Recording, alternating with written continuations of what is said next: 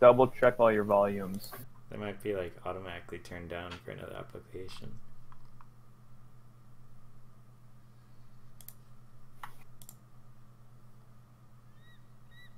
So I found this band recently, outside of just having a fun little thing called Wolf Totem. But they're pretty cool. They're Mongolian.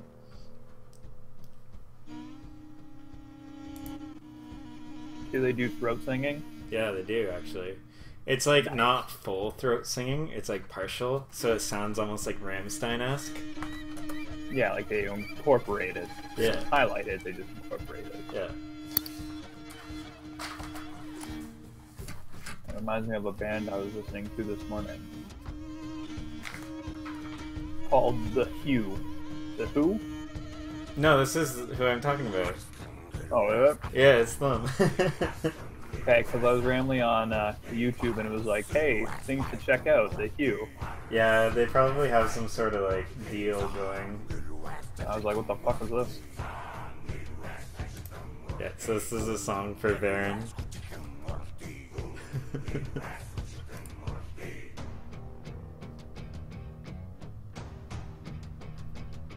Just to where's get Sean Zenport pumped. song? I'll get one for him. Just give me a little bit. I already know what song to do. Jukebox Hero? No. I'll link it 1 second, I just gotta find it.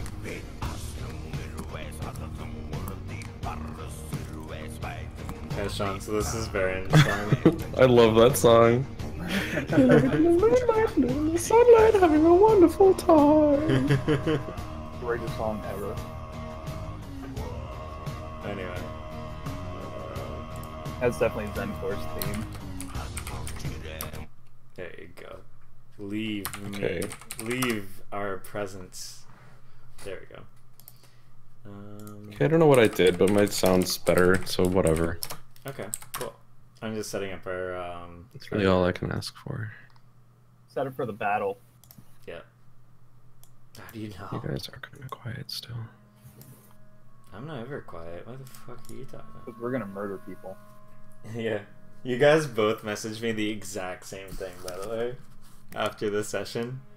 You're both like, I don't give a shit anymore. Everyone fucking dies. Yeah, everybody dies here today. Oh yeah, I forgot about that. We were having a mutual like fuck the world moment after last session.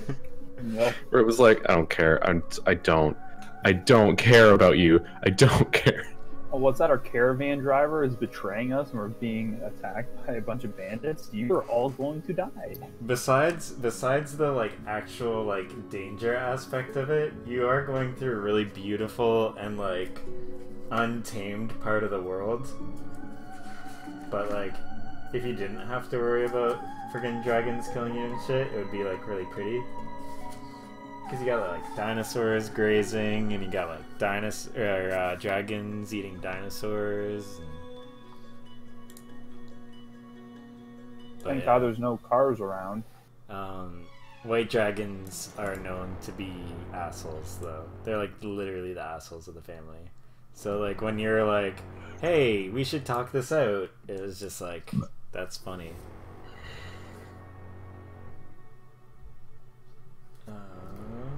Yeah, he didn't seem too friendly. No, he was kind of a dick.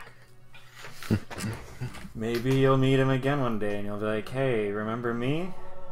I'm gonna murder him. You're not the only person that's run into him. I mean, do you remember that pterodactyl? Yep. Poor pterodactyl. It's probably dead by now. Yep. Yeah, it died, like, you watched it die. It snapped Oh its- yeah, yep. All right, yep. yeah. So it's dead by now. You're like, it's probably dead. It snapped its neck. It's definitely dead. Okay, that was 1, 2, 3, 4, 5, 6, 1, 2, and then initiative. What's their dexterity? How do I roll 1. like multiple rolls at once? Copy and paste. I mean, like a just a bunch of copies of Separate the same rolls. roll. Yeah. You just have to roll them. Yeah. Otherwise, it'll add them all up. Damn. Okay. No. So you can say like roll d20 and then make a space and then. Okay. Oh. Don't worry about that, by the way. Don't worry about the number of rolls. That's just the number of bandits there are. Yeah, it could be.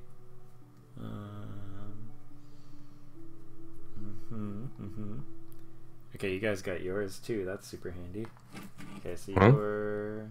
Can you roll for? Can you roll? What for am I rolling? Caradoc initiative.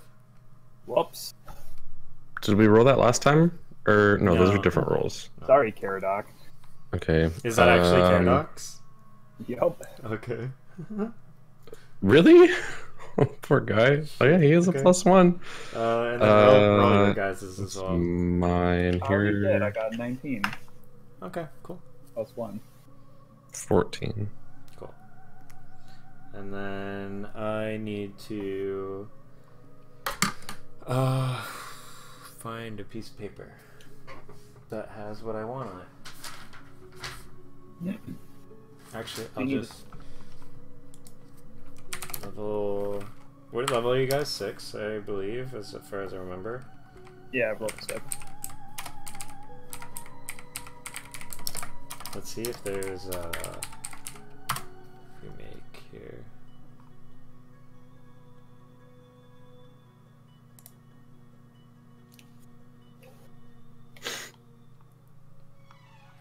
Okay, I'll roll for Barnon. Yeah, you're good.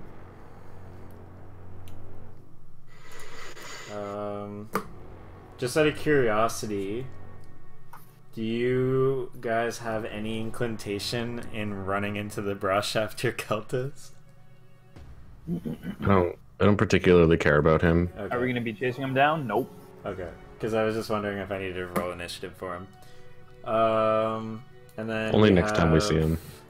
Devram as well. Yeah, don't worry. We'll get to him. Oh fuck, Devram, man, I've been cheering for this guy. He's been through so much. I Can he just, know. like, stay in the caravan?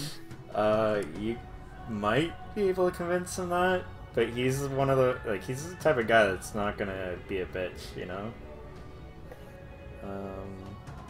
And then the bearded devils. I mean, what? What's that? Gelatinous cubes?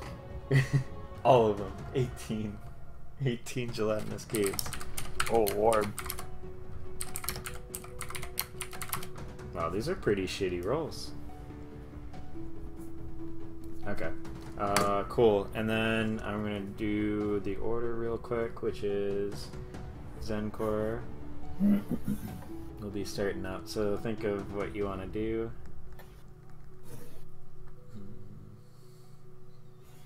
I need to see where everybody's all lined up. Yeah. Gotta get those lines. I gotta know what I'm looking at. Those are balls. They just look like terrain when they're up close.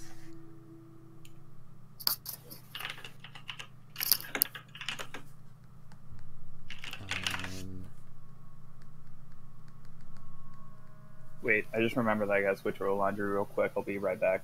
No problem.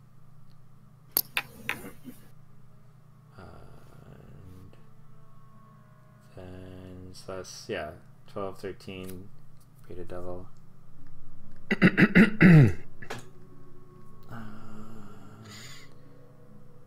Holy shit, Caradoc is so low on this. Good old Rob Bros. There's that, so there's this, and then there's that. And then there's good old Caradoc. Cool. Now let's make this on the actual Roll20 app. We got that. Oh, those are premium assets. How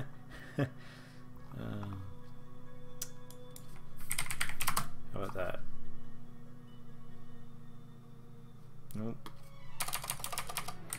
Is there really like no? There we go. Maybe aliens. I don't really exactly want aliens. Okay, so one.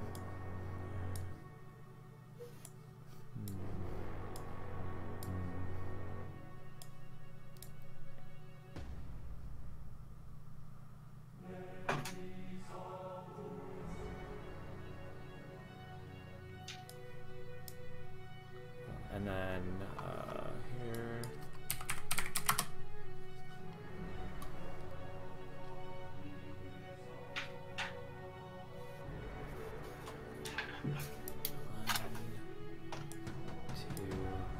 Need the caravan, classic caravan. No more Drim. People. Yeah. Okay, I'm back. Okay.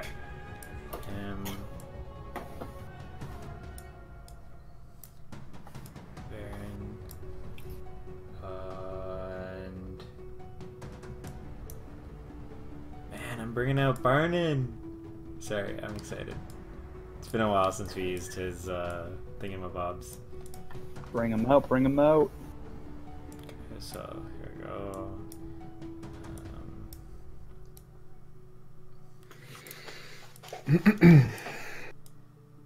Oh, okay. I was really confused for a second. I thought I grabbed. So these two are in the back of the caravan. And Baron, you were along, or like on the passenger seat, and you're driving. Cool. Last thing is drawing the road. And let's do a dark brown. And I need measurements of that. Okay, cool. So it's approximately like that, and then move these here, and then you got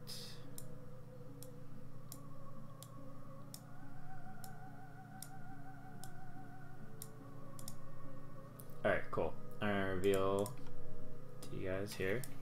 So scroll to the right of say on the grid paper, and it's going to be there.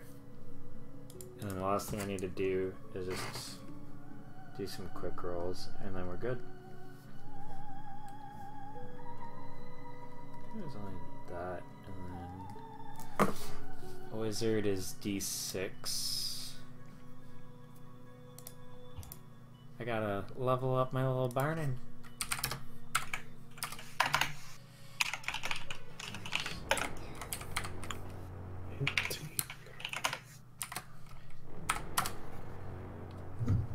Oh shit. Okay. I pulled up the notes from last time. Mm-hmm. And it's just fuck everything. That's what I wrote.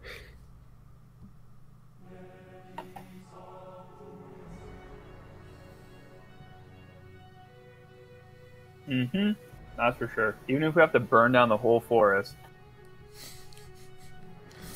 That's the moment that Baron was no longer a protector of the wild. He's a protector of some wild.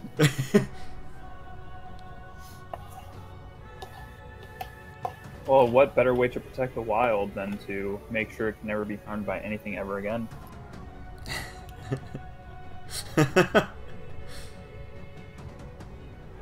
Can't harm what doesn't exist anymore, pal.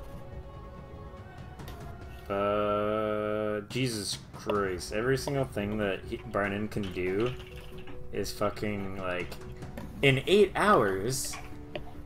It's like, okay, that's not too handy for this situation.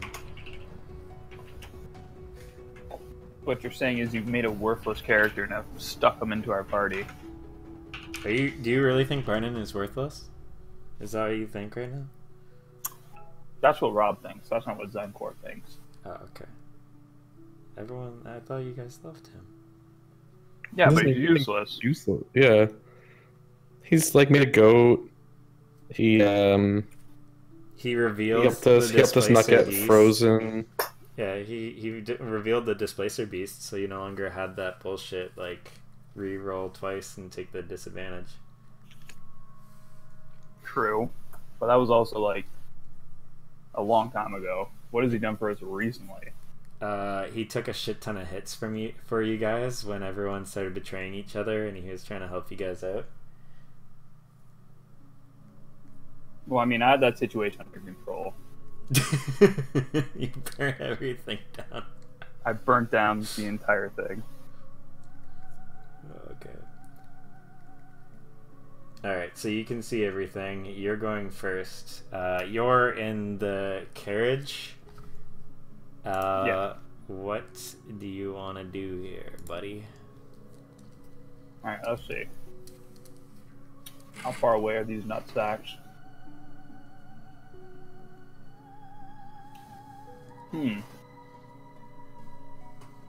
Alright. So I guess first things first. The ones that are off the path right now have partial cover, so they're gonna be a little bit harder to hit. Just a heads up, because they're like purposely like put themselves in a situation so then they could ambush you. Wait, what are they covered by? Trees. The path, like the two black lines are the path, and then everything out there is like bush, forest, everything else. So it's considered rough terrain, but it also grants like cover. Okay. Yeah. Alright, so first things first, I dismount from the carriage. Okay. Do I need to roll an acrobatics, or I'm low No, enough? no, you just drop down. Are you doing a somersault as you dismount the carriage? Are you doing parkour? Doing a triple backflip off the carriage. Okay, roll for acrobatics. No, seriously though. Okay. And then I'm going to huck a firebolt over at this guy. Cool. Alright, roll your attack.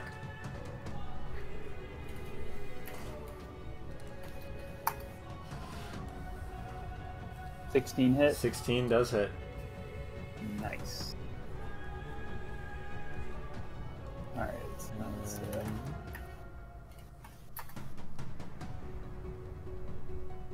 16 damage. 16. You immediately, like, as you get down, you just look at him, point your hand and shoot a jet of fire that just, like, sets him aflame. He's completely screaming and just falls motionless onto the ground. Good. Alright, anything else you want to do there, buddy? I scream out, next! Okay. And then I end my turn. Alright, next is fella here. He's gonna take another shot at you with his bow. So he is +3. 17 hit? Yep. You take 7 piercing damage. So that's reduced down to 3. It's 3. We round down. Nice. Yeah. I mean, still ouch, but nice. You hear Devram like call out to you guys and come out to the cart here. It's behind Zenkor, and he sees the bandits up ahead.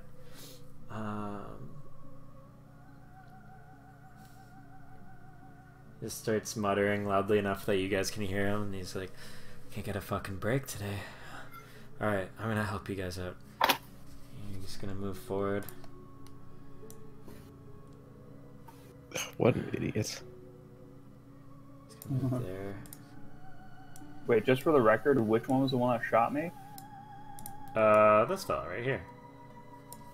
Cool. And they're all these bandits have their like faces masked by hoods, and then like almost like a bandana, like brown cloth, waved around like a bandana. And then all like their hoods, as well as like all their coats and stuff, are a mixture of like red and gold, similar uniforms that you've seen before. Cool. So nobody touched this guy. It's Varen's turn. Okay, what's the situation with, like, do all these people have bows or something, or? A few of them have crossbows. Okay. And then you don't see what's going on with the people in the trees. Like you can make them out and probably get a shot off of them, but you can't really see enough of them to know if they're armed with some sort of ranged weapons. You being a ranger, but the two people on the road, they have crossbows.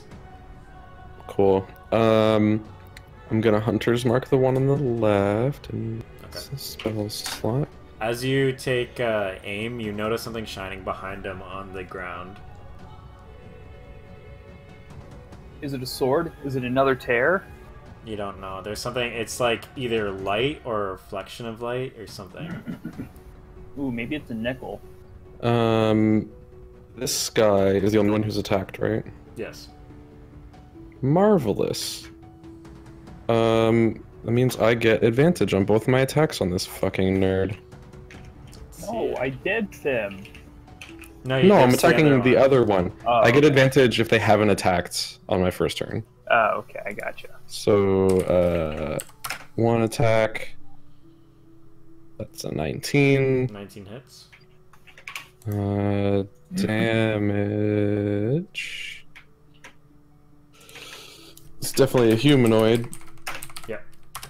It's gonna be 11 damage. 11 damage, okay. And this one. Attack number 2. When the arrow sinks into him, he just like falls down onto his knees and is like gargling. Fuck it. Attack number 2. I'm still gonna do it. Okay. Coming right for that dead body. It's a 21. Okay. And that is 21 damage.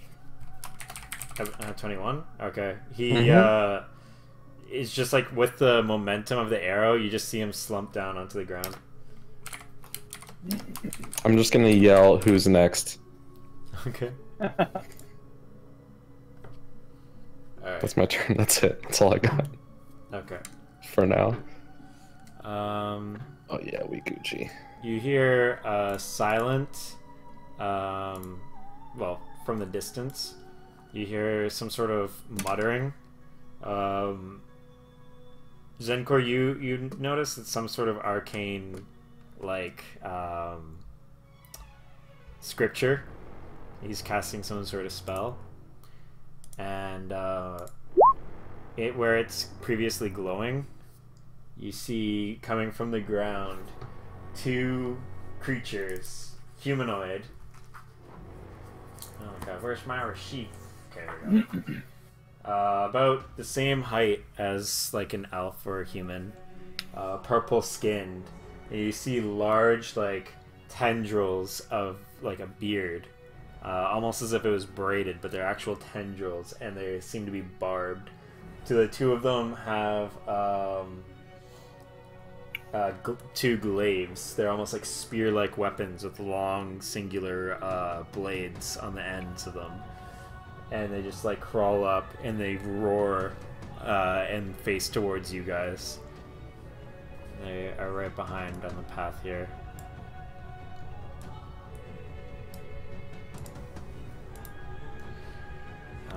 This guy is down. And the one that Zenkor dibs, that shot with the crossbow, yells, "For the hand!" And you see a number of arrows and bolts fire forward. Ooh, 210. That would be definitely a hit. What? 2 of these are going to Devram, one's going to Varen. Devram doesn't have armor on. What's his dexterity? Rip. God damn it. Fucking carriage. The Dumb first idiot. one hits, the second one misses because he's in cover. So that does 6 plus, what was it? I think it was 1. Yeah, it was 1. I need heat. 2 damage. That's lucky. And he's actually like pretty decent. for a farmhand. He's a bit bulky. You fought him before, actually. I sure did. He kicked your ass. Sure did. Oh yeah. 15. Does that hit you, Varen? Yes. Yeah. Okay. And it does 8 piercing. Cool. As a crossbow bolt goes into your shoulder. Do I know who shot that? They came from both ends of the forest. All the shots came from the forest on either side of you. You don't know. So it's these nerds on both sides somewhere. The blue is pointing at the devils right now. But yeah, on either sides. I think blue is Zencor, yeah. Yeah. The first So devil it was one of these assholes. Yeah. Got it. Alright. He can move 30. Big surprise.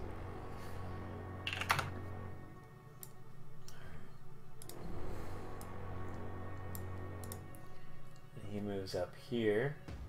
What are these things? The things that are moving Weird. forward? Weird, evil-looking things. Yeah.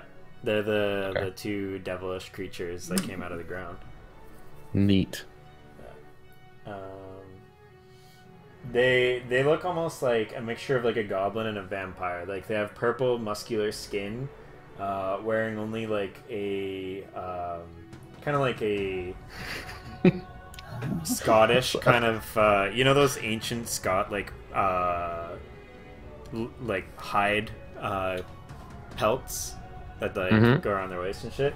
They have one of those, and they have like the glaive weapons, and their tied back hair. And then they have long ears that are pierced, orcish almost eyes, and then like large fangs coming out the bottom of their from their bottom teeth. The other two bandits are dead, so they can't attack. And then the other bearded devil. I always love watching Zencor Rob just like passively find lines. Yeah. Just sort of like, is this a lightning bolt? Is this a lightning bolt? Damn it. No, he's gonna go here. And then Smarter than the average it's guy. Caradoc. Whoever wants to do Caradoc. Oh, okay. Well, oh god, is this shit? Where's his rages? Okay, that's fine. He's still level 5 because I'm not gonna level him up. Okay. Oh, I guess he took some damage in the fight, so he's at there. He is going to He can't rage, move. Okay, but he can't move that way because he's cutting through a horse. and then he's gonna run. I think he's just gonna run right up in front of this guy on the left, Cool, cool. right here. And then, does he have extra attack? Yeah, he will. He will. Either way, all of you have most. Oh, he martial does, yeah, classes, okay. Yeah. So then he's gonna smack it with his axe. Plus, oh god, I hate other people's Yeah. sheets. I believe that is an attack Okay. Yeah. for that's- 1d12 add strength. Probably. Nice. And I think he's gonna do that again. Oh, I forgot to add his rage damage. God damn it. The 5e barbarian. I think it's 3. That sounds right. Cool, this page doesn't say it. Rage That's helpful. damage. Rage damage is 2 still until Okay. level 9. Ooh. Ooh. Okay, so that was 9 damage. Okay. And then he's going to attack again. Oops. 1 plus... God, I can't operate a keyboard today. 14? 14. Yeah, hits. Cool. 1d12 plus 6. 15 damage. Cool. That's a decent hit. Mm-hmm. Alright, so that's that. Alright. With 2 quick swings of his axe, you see, the force that he uses, you can see would probably cut most of these these bandits in half, but you just see like maybe almost like half an inch cuts just across its chest, and it just laughs, like baring its teeth at him, towering up above him actually for his dwarf height. Next is Zenkor. Okay. So Zenkor goes to 30 feet. First. Oh, wait, where did I don't have Barnon on here. Whoops. There we go. Let's do those at the same time.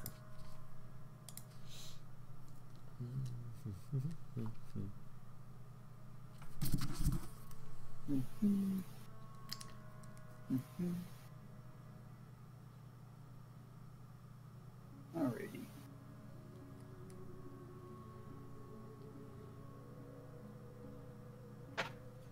Alright. Does this count as a hit for both of them? If I shoot in this line? Yep. Okay. I use Lightning Bolt. Okay. I believe it's Dexterity 1 and 2. Yeah. Okay, so the bandits first. He rolls a 5.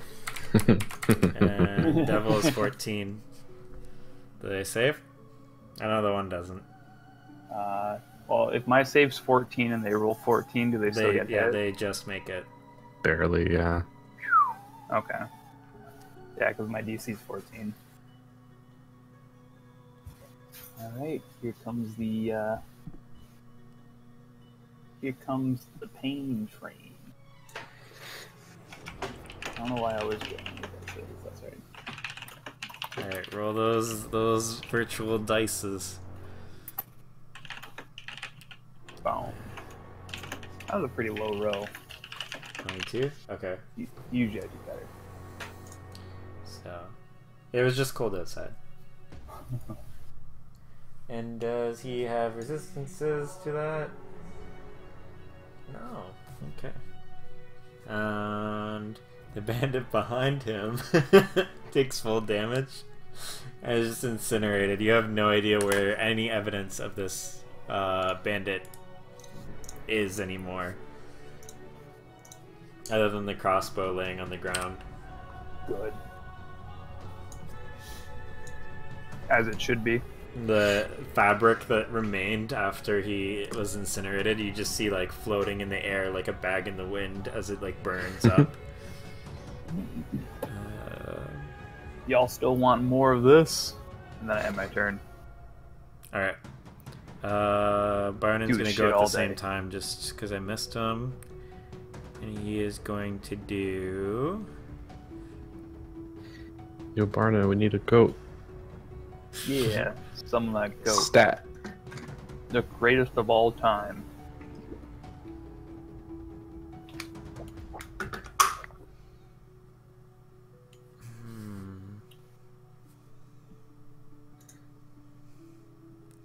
I hate watching TV commercials and seeing people doing the floss in it. I really resent that. I think, yeah, he was gonna do the one that he was thinking before.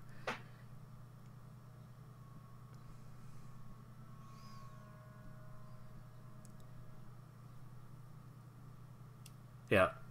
Okay, Barnon goes up, comes out of the carriage, comes up to Varen, and he just like pulls at your shirt, looking up at you. Mm-hmm. Go.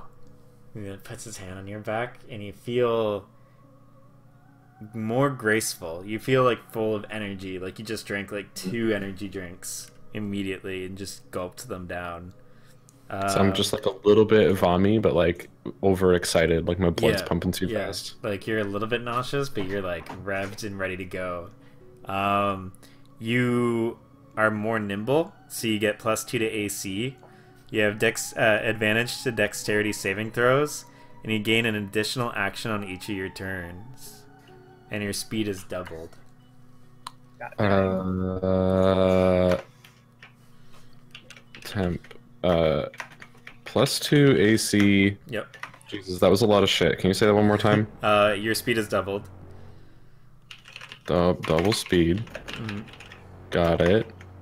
And you get 2 actions. Oh, you get an additional action on each of your turns. It can only be Plus used 1 to action. attack, dash, disengage, hide, or use object. Just a heads up, if you use the extra action to attack, you only get 1 attack. You don't get your 2 attacks like you do. Yeah, so it would be 3. Yeah. Yeah, it's like I think if you action surge, you can't extra attack. Yeah. Right? Something like that, yeah. And this lasts, yeah, decent amount of time for combat. Cool. When the effect actually ends, though, you can't move or take actions until after your next turn. So you get a little bit like burnt out. All right. I'll use it. Cool. And then that's gonna be him. He's gonna keep behind you and kind of like try and cover a little bit with the carriage. And then yeah, it's that bandit's obliterated. So it's Devrim. Seeing his first opponent, you kind of see him like. What kind of weapon does he have? Does he have anything? Yeah, he has just like a basic sword. He has a sword and he has like a spear, like a lance. But he has a sword currently, and he sees his first opponent and moves forward. He's trying to like create space here, and then he'll go for his strike, and that's here 20. That's a hit. He's using it two-handed. 3 damage. Fuck. Jesus Christ. Alright. You got it, big boy. You can do it. He's trying. Alright. So, at least burning's useful. Poor fun guy. Then it's Farron's turn. If I was to do like my double attack, could I use the extra action to cast a spell? No, because it said the extra action can only be used to do like basic maneuvers like dash, disengage, and stuff, and then it says attack. With like a 1 weapon. Yeah. So I could cast a spell and then use this to do an attack. Yeah. Yeah. Yeah. Okay. All right. Okay. I think I'm gonna step just right over here. Okay. Just have a better angle on this thing. Okay. I am going to cast my Healy bullshit Okay. on. Oh, that's a bonus action. There you go. Oh. Because you're loaded now for your turn. Like you get a bonus action, movement, action, action now. Okay, yeah. All right, I'm gonna cast the Healy bullshit on me. Okay. So that's number 1. That's nice. Okay. Just want to top that up a little bit. Okay, now I'm gonna just fucking lay into this nerd right here. Cool. Go for it. Um, oh, that was bonus action. So what are you gonna do for your first, your normal action? I'm going to extra attack. So I want to attack this guy 3 times, basically. Cool. Go for it. But I don't have Hunter's Mark on him right now, but that's okay. Yeah, you have like Legolas speed from the Fellowship of the Ring right now. Yeah. Ooh, natural Hey, 20, nice.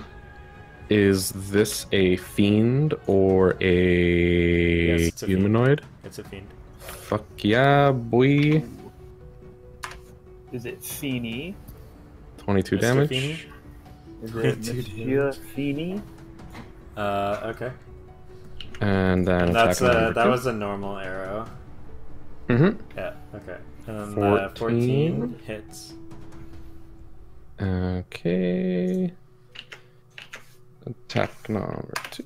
There we go. That's a 15. Okay. Then we're gonna special magic action attack again. That's a 22. That hits. And that's gonna be 12 damage. Nice, holy shit. You did so much damage. Hey, Caradoc, you watching this? So Caradoc doing like a fight with the demon, or the devil, sorry, as it approaches. Immediately 3 arrows just go right into like the sides of him, like right where the slash came across his chest, and starts going into the actual wound. You see it stagger back and look at you and try and give a guttural roar, but like blood starts to come out of his mouth. It's looking pretty rough. It is now the bandits' turns. The ones that are alive.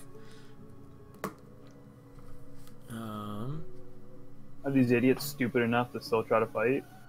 They're devout. You hear someone call from the woods, "Fire!" And these all go at Devram. Uh-oh. See, Oh, poor guy. He has the best shot for all of them. Now that he's in the open, 2 of those hit. Oh, sorry, not D20. So he takes 9 and 4, 13 damage. Takes both of them in the leg. And just growls in pain. But he's still looking straight at that devil and is just ready to fight. Just stay down, dude. Speaking of devils, now that they have a target,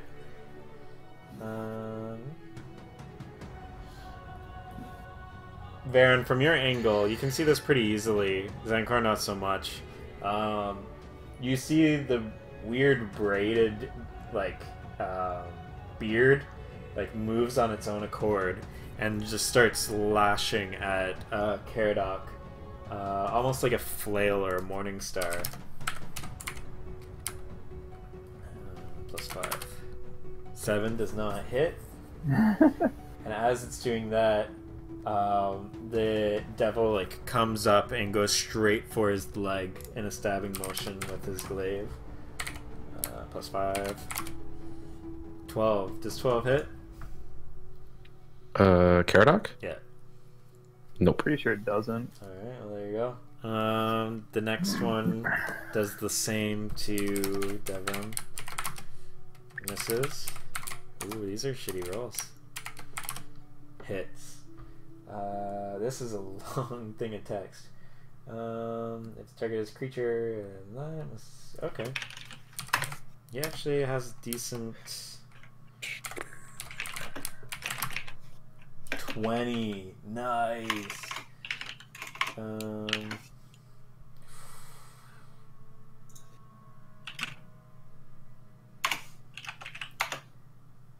Wow, that's fucked. Okay. You see him move to the side at like as it's coming into like across his leg, and you see the glaive is like serrated at the bottom. So as it's like going across the side of his leg and like trying to get into the actual muscle, you see like him grunt loudly in pain and move himself, trying to like avoid the serrated part, and takes like a little bit more of the actual like bladed flat blade, and he takes shit. I keep rolling 20s. There we go. 8 damage. You hear him coughing, and he kind of is like staggered now that the devil like moves back. He's gonna move this way. He gets an attack of opportunity from Devram, which hits. Does 6 damage. This guy needs a magical weapon. Okay, and it's Caradoc's turn. Caradoc. Before him, he sees the devil, who seems to be like staggering a little bit, and blood is just coming out of its mouth. It's still looking at him with like furious intent. Cool. He's gonna recklessly attack. Plus, wait, not times. Plus. Yeah. Yeah, this is good. Here's attack 1. Alright. That's a 19. Hits. That does, yeah, that damage. Nice. Okay. 16. Attack number 2. Constitution. Okay. Excuse me. That is 15, a 16. hits. And he does another. What did I say? Plus 6. 10 damage. 10? Okay. You hear the first strike goes across him, and you see the body like starts to go limp, and a crest, like almost like a tattoo on his hip, flares up, almost like a burning parchment, and disappears. And he like focuses his eyes again and looks down at Caradoc, smiling. But as he like takes the moment to take the blow, and whatever he did, Caradoc has already got the axe coming down to his head. And the last moment, Caradoc hears telepathically the creature start to talk to him, but before any words come out, it just axe severs right into his head, and there's no message. Yeah, whatever you had to say wasn't important. And Caradoc's just laughing maniacally at this point. He's in one of those good old fashioned barbarian, like, bloodlust rage.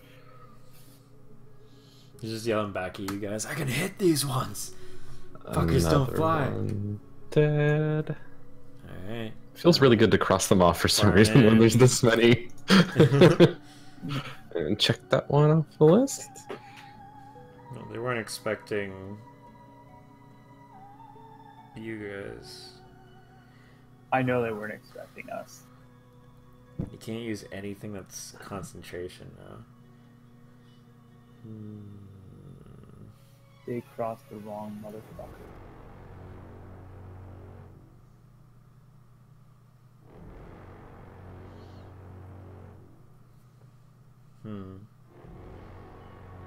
Okay.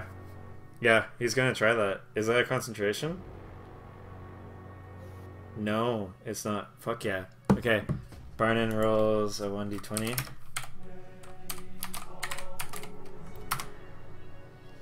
Alright. You see Barnon pull out a jeweled, almost steampunk golden dagger that has gears on either end instead of the like parts above the handle, like the hilt or gears. And you see it like rotate, the blade rotates clockwise for a moment and then locks once it gets back to it like a 180 position, 180 degree position, and you see him just disappear. And like for a moment, just a blue veil opens up and Barnon just walks in and disappears. Cool. Alright. Alright. Sick help, bro. Barnon. Some good shit, Barnon. Real happy with you. Comes out here. And he's gonna throw his dagger. Right at Tevrim. He doesn't have proficiency in it though. 14 still hits. I've never used this before. His dagger like spins as he throws it like a football. As it like impacts into the shoulder of the devil, you hear it like do a loud whine, like just a, and then Barnon says like, and it explodes. So we roll 2 damage for the dagger. Actually should have been lower because it's a 1d4. And then the actual concussive damage. 8 damage of concussive force. Once it explodes, you just see, without any movement or anything, Barnon's holding the dagger. There's no evidence that it ever left his hand. Cool. And that's thunder damage. So not very many things are immune to thunder damage. Okay, cool. Alright. It is Zenkor's turn. Okay. I'm going to power up my magic missile, cast it at a level 2. Okay. So I'll send 2 bolts to this dickhead, 2 Okay. bolts to this dickhead. Alright. So I'm gonna roll for the first guy first. Zenkor fires from each of his fingers 4 bolts of concussive energy that travel through the into the woods. These two loading up their weapons behind a tree in full cover, just turn to the side when they see movement in the woods, and the bolts just wedge into their sides. Each doing the first doing that, the second one. The guy closest to me takes 2, and the one just a smidge back takes 6. Okay. I guess I'm more of a distance shooter than I am a close range guy. Alright. You hear curses, and one yells, "What the hell? Who are these guys?" And Devram now. Your worst nightmare. Your worst nightmares. Devram runs and hops into the ditch with the devil, and goes for a strike.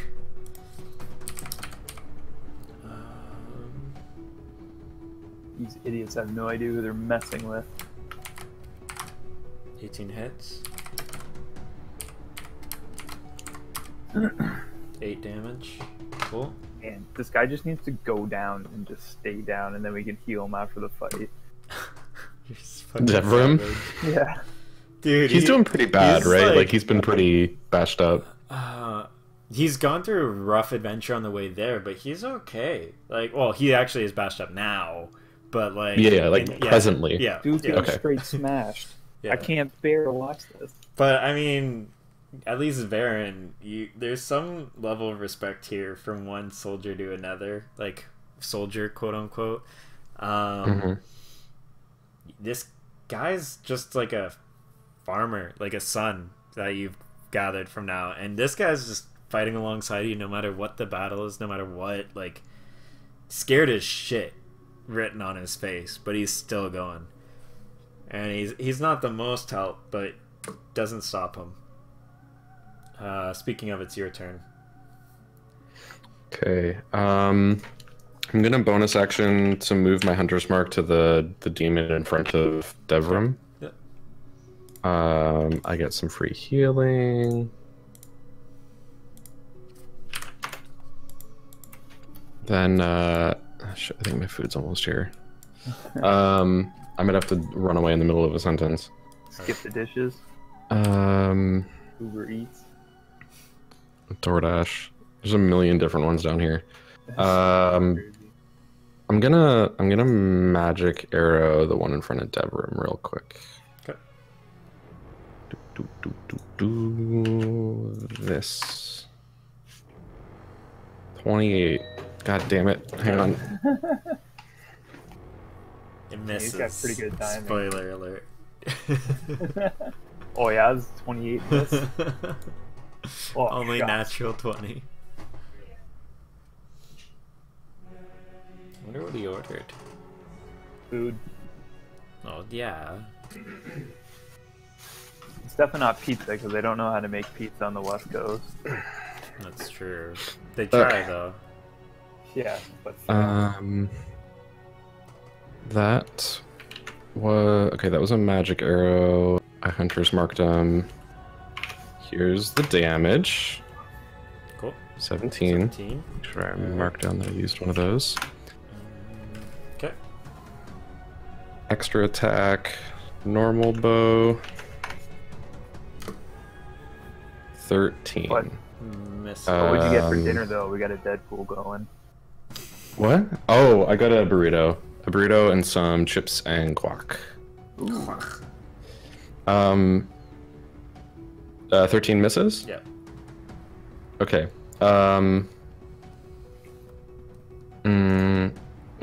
Yeah, I'll just attack him again. Yeah. Yeah. Yeah. 14. Hits. Damn, fucking right, it hits. So, bitch, 17. Alright. And then I'm actually gonna move a little. I want to move, like there. Okay. Seems fine. Roll dexterity save, but I believe you have an advantage now. Dexterity save? Yep. For nothing in particular. We'll see. I don't even figure out what you get. Well, okay. I mean, it matters. Oh, when you... I have advantage against spells or abilities used by the fiends. I don't think I have anything special for it's not. human It's people. It's a trap. I don't get anything special for the weird bullshit. Okay, I'll just roll this. See, you didn't search for traps, Pookie. No, you 24. You activated a trap, and there's just like a small... It's like a concussive force. You pass, so you take half. So you take 2 damage. Damn. Okay. Guys, I'm not gonna make it. I need healing.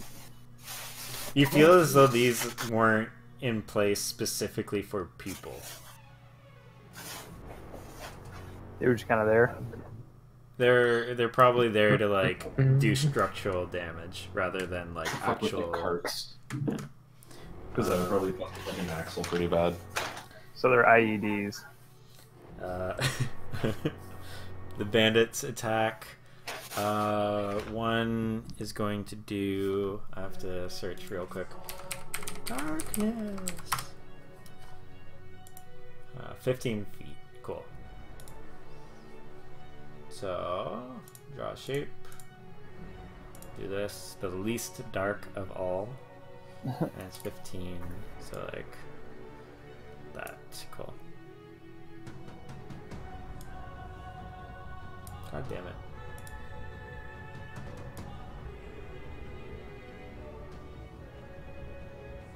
It's 3 by 3, no? Yeah. It's right there.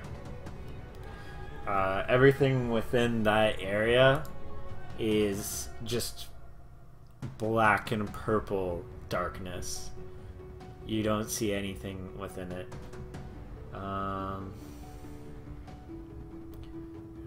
Corners.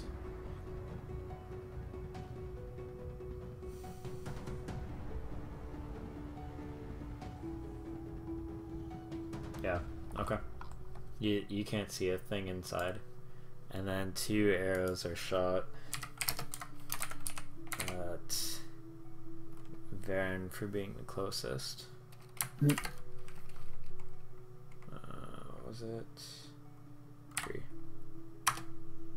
Natural 20. And 5. So the first one hits, and it does 1d9. It does 11 damage to Varen. If you hear me, Sean. Okay. Yeah. Mm-hmm. Cool. And then that's them. And then the devil gets to go. But you guys have no idea what the fuck is happening in there.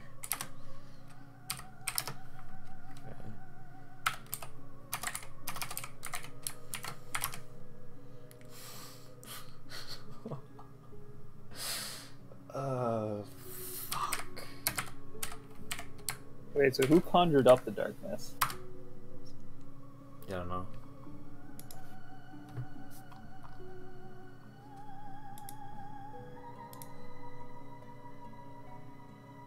It's probably just like appeared then.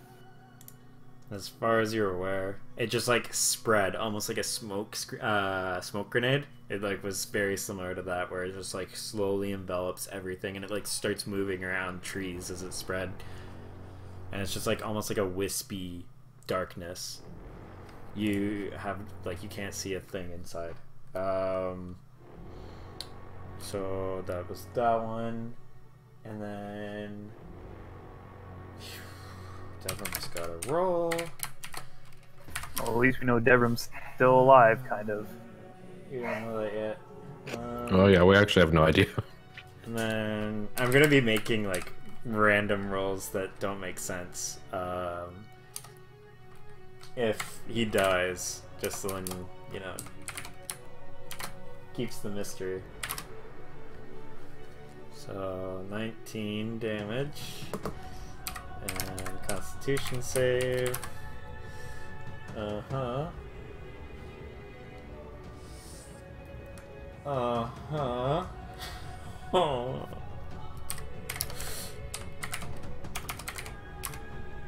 Okay. I think he's dying. Yeah. I think he's really dying. I mean, I did tell him to stay in the cart. Okay. Okay, it's Caradox's turn. What happened to Zenkor? You are first. Oh, I thought we were already at the top of the Or order. died. Yes, He's dead, baby. So, yeah, Caradoc can't actually see that guy. no. So But he can rush into the darkness, though, and try to help out. he could theoretically. I think instead he's gonna. His speed's like 40, right? Yeah, 45. He's gonna. I think he's gonna run up here. Are these guys in? Sorry, you cut out. Are these guys in trees, or are they like? Yeah, they're using like they're on a Snackable. slight hilltop behind a couple of trees. They're using them as cover between shots. Oh, but if he ran up into their faces, then they're like just, no problem. Yeah, Cool. Yeah, it is he's just gonna considered run. like rough terrain once you get off the path, but like it's very short distance. Yeah, he's got 45, so he could totally dash it. Okay, where is he going? Like pathwise? Boom, right there. Okay, cool. Is he running like in that straight line? 'Cause the terrain I think actually he matters. would. I think he would run like here Okay. along the path and then like cut in right there. Okay.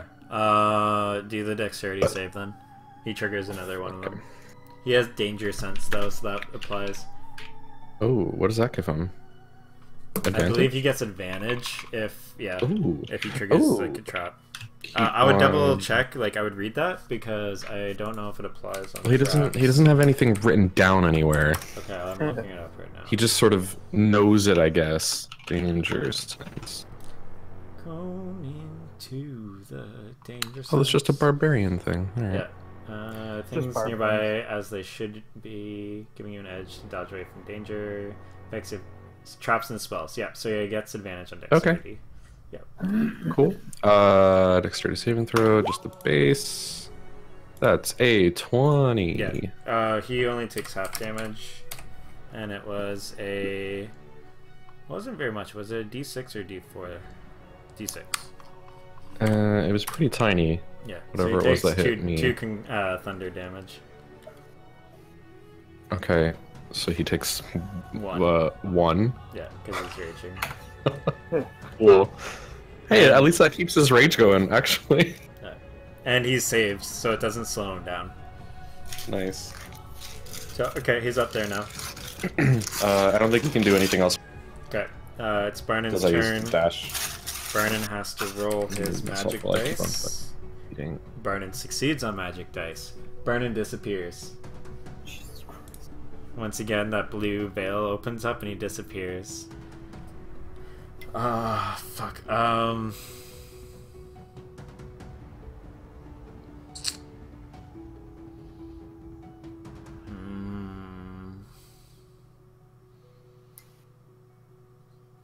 I mean, Barnon doesn't. I guess he'll just move.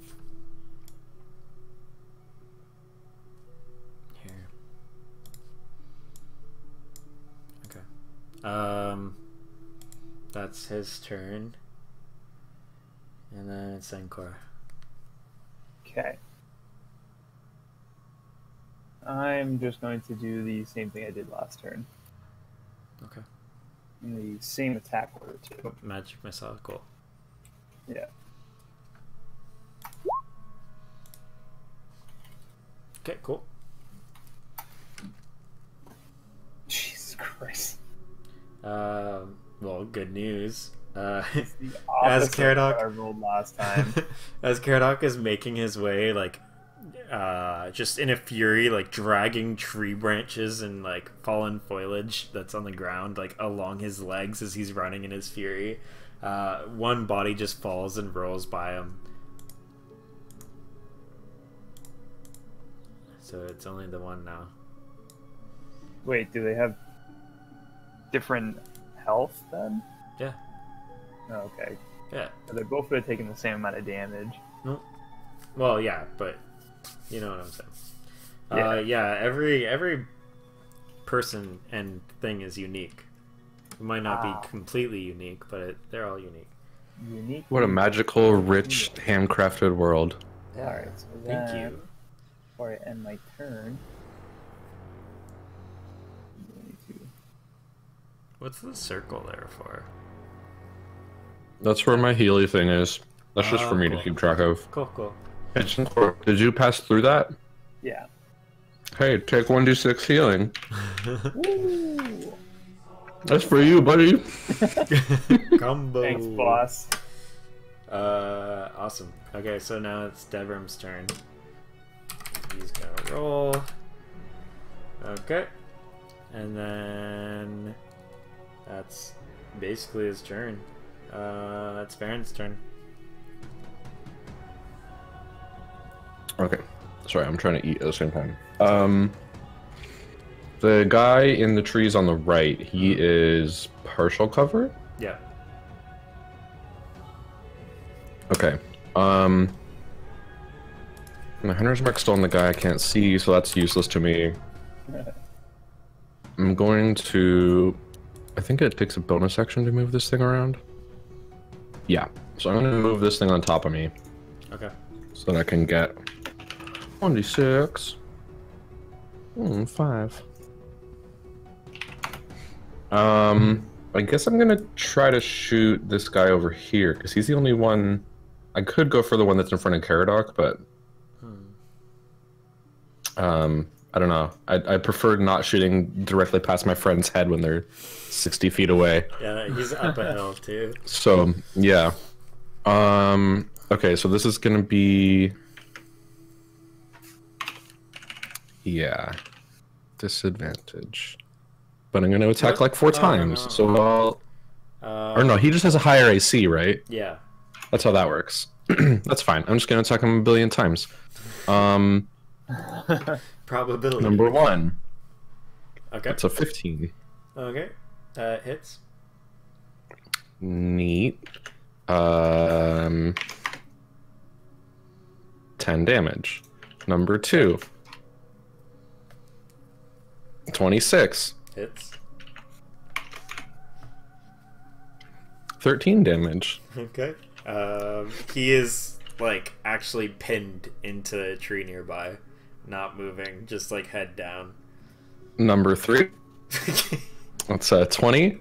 Okay, hits. And 15 damage. Okay. That one just goes straight into the head.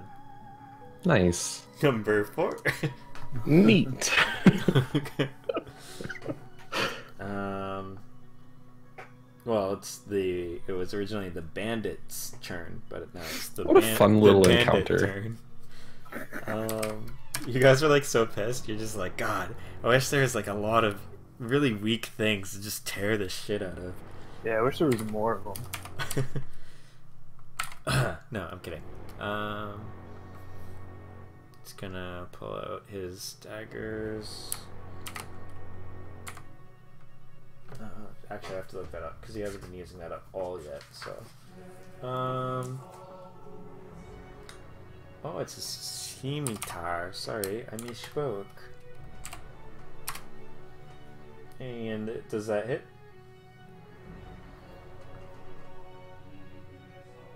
Does a 16 hit Karadok? Oh. Yes. Okay. It does a whopping 4 damage. Reduced by Cool. half. 2 damage. You're really doing it, guy. You're really getting them. It's like poor Devrim versus the fucking devil. Speaking of, Yeah, we gotta do something about that whole situation. does 5 hit? Does 5 hit Karadok? Yeah. No. Just like you can see like you can't get a shot out, but you can see the fight between them, and you just see like how outmatched Karadok and this bandit are. They are just as trained as the ones that you fought on the boat, and you guys have gone through hell and back, so there's definitely a discrepancy here.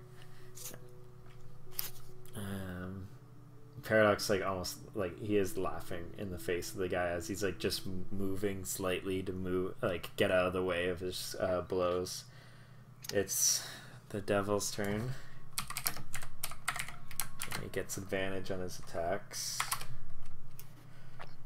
Okay. So He's we're not already gonna, dead. I'm not gonna roll advantage on that one. Okay. 10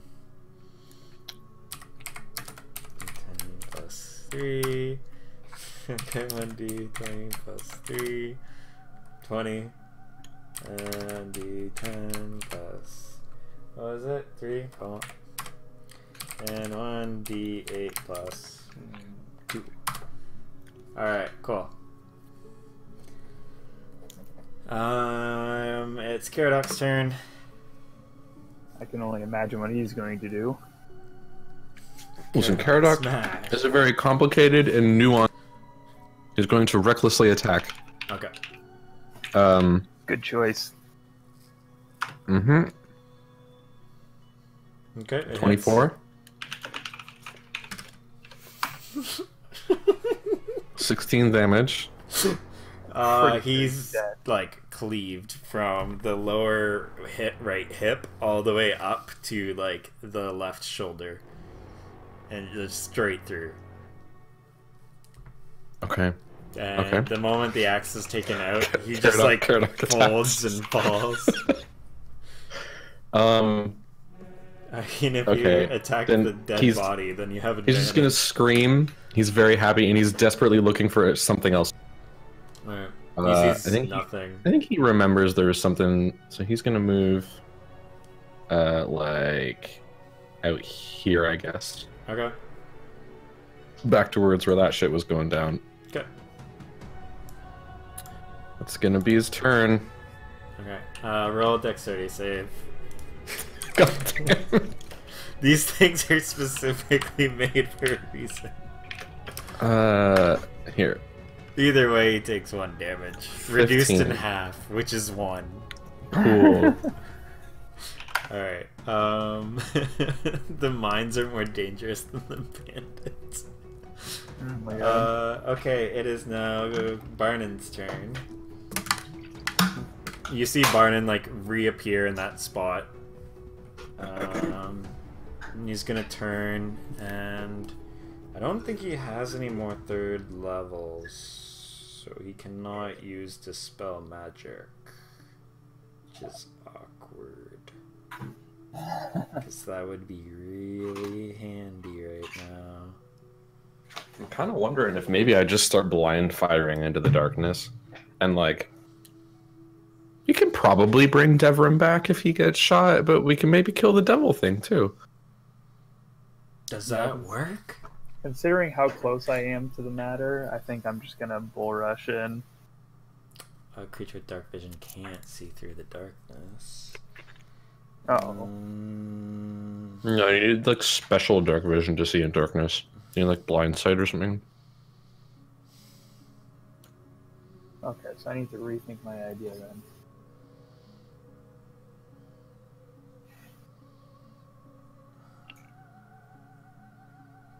You know what?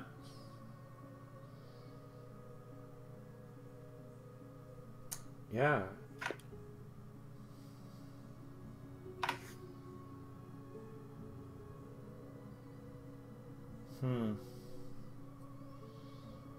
I might do that. Sorry, there's like a lot of shit.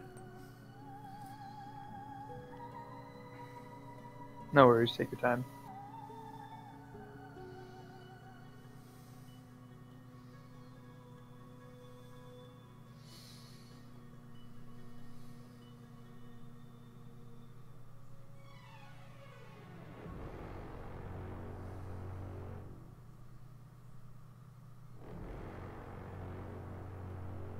Might actually do that. Oh yeah, Barnon also like set the entire forest on fire during the Displacer Beast thing for like a mega fire combo. Remember that? I do not remember this. You guys were pissed at him for the first He time used- because He did used a the web shit- and the fire. Yeah, he used a Yeah. shit ton of damage on Caradoc. Oh yeah, I remember him almost killing Caradoc, but I don't remember him setting a forest on fire. Well, I mean, like, yeah.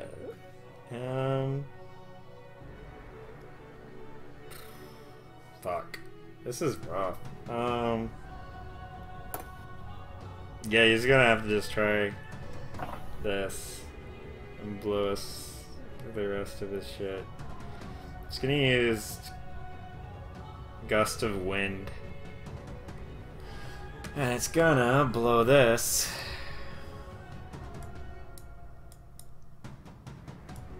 God damn it, come on. Where do I have my mouse? Where does my mouse need to be? Thank you. Nope. Holy shit, this is infuriating. Okay, I'm just gonna do this. Oh man, these new Roombas look sick. Okay. He blows a massive gust of wind.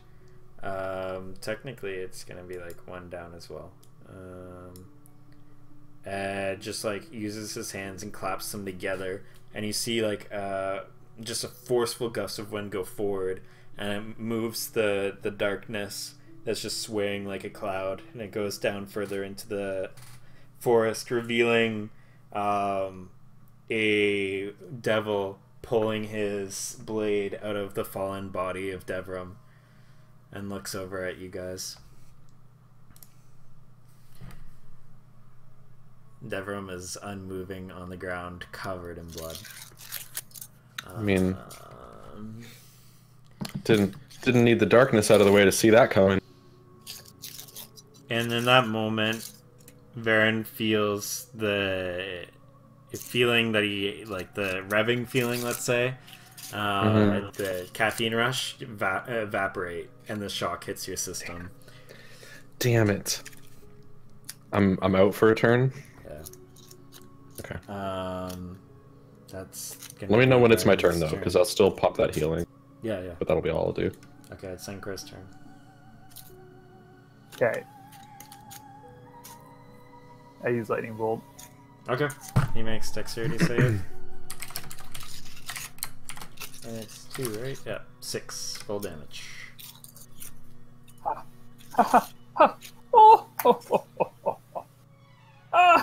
Nice. Alright. That's pretty good. As it strikes through, he like flies about 5 feet back, spiraling, and as he's flying in the air, you see a singed tattoo, and he lands A singed tattoo? falling against Watch a out for a tree. singed foot. It was singed the whole time. He falls against and leans and braces against a tree. You see him cough up blood and start laughing, and like gets off the tree and starts moving towards you guys. The tattoo is now gone. Different type of singed. Stupid zombie asshole. Zombie ass bitch. The tattoos seem to be some way of escaping death. Bandit is dead. But anyway, Devrim cannot take his turn right now, so it is Varen. He's a little preoccupied. He's a bit busy right now. He's on a trip. He's visiting a place you guys visited. That was my turn, thank you. Ooh, limbo. It is the devil's turn, speaking of. He's gonna move forward. Oh, he doesn't even have to move forward, actually, because that's 10 feet, isn't that? What? Oh, but then he won't be able to use his beard. Okay, so we'll move up. That's a good sentence. Then he wouldn't be able to use his beard. Okay, 9 does not hit, Barnon. What do you mean at 79 feet? 14 does. How do you do that again? Right click. Okay. So he does 6 damage to poor Barnon. And he's now gonna have to make a Constitution saving throw. Which is a 9. Which is a fail. I like the parts of combat where the DM's just fighting with himself. Where it's like an enemy just fighting with an NPC, and I just get to sit here and. He takes 5 damage. Additionally. Yep. Due to bleeding, and that's his turn. Okay. So now it is boop boop boop boop. Caradoc. Who's like, he's not a million miles away. All right, go for it. You know what Caradoc gonna do? Oh, Make a dexterity save. No, I'm kidding. I'm kidding. Take 1 damage. That sounds right. 23. Hits. That's Thank a. I mean, you don't really have to roll. He has 1 HP. That's a 15. Cuts the head clear off, and it falls to the ground. You have. Oh, does it have one? It's like the zombie thing. It kind of, yeah. The runes that were on their body allowed them to do the similar effect to try and escape. It was like a con save. Yeah. It was holding a leftover berry. Yeah. So there you guys go. Darkness also disappears. Which should have disappeared after one of the bandits died, but we're all good. As soon as I'm like capable of doing things again, I'm gonna slap my healing on top of Devrim. Okay. And shit, I wasn't keeping track. You used it 3 times. 1 time, I believe, didn't work. Because no one was in it. I wish I remembered how long ago I cast it. I'm just gonna say You've used 4 or 5. because it lasts for a certain amount of time. Yeah, it's So I get a certain amount of rounds out of it. Yeah. Yeah, it's up to a minute, right? Yeah. Okay, and then each turn is 6 seconds, so it's 10 rounds, and you've used it for 4, so you get 6 more. Okay, then I'm gonna slap it right on top of him, and he's gonna get a bunch of hit points back. Here you go, friendo. Okay. And no one knows that it happened because it's an invisible, intangible spirit. Actually, I don't know if it's invisible. You might be able to see it. It's like a faint green glow. Cool. Almost like a wisp. Nothing seems to happen. Ruh-roh. He might be dead. Let me get rid of this thing. Barnon also is stumbling. He takes 1 damage. Thank God. Barnon? Yeah. He's bleeding. The serrated blade. And he is just desperately trying to figure out what the hell is going on here. He's gonna make a medicine check. No, he can't figure it out. He's just like feeling the wound, panicking, and he's just like stumbling aimlessly. Yeah, and he's just like stumbling forward and trying to like walk like aimlessly while like focusing on the wound. Okay, I'll run up and grab him. I wanna try to, I don't know, put pressure on the wound or something and like Okay. get him thinking straight. Okay. Are you like you're trying to like just help him with the wound? I'm trying to like. It seems like he's sort of out of it. I kind of want to like get pressure on the wound because that's a good thing, Mm-hmm. and then also just sort of like get his attention and be like, hey, little guy, you know, right here, keep pressure, stay with us, sit down. Okay. Make a medicine check. See how you deal with all this, helping him out. Medicine. 17. 17. Okay. Yeah, you seem to be like pushing on the wound, and it doesn't seem to be bleeding any further. After like a few moments, like, and you got him like focused on you, and he's like not panicking anymore, and you see him like slowly calming down. After a few moments, you see that the like actual bleeding is starting to like subside. Cool. Is he like holding his own wound now? Yeah, he's got. Okay. You gave him enough time that he can like start bandaging. He's like focused now.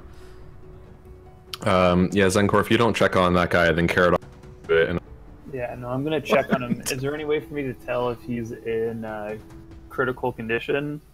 He,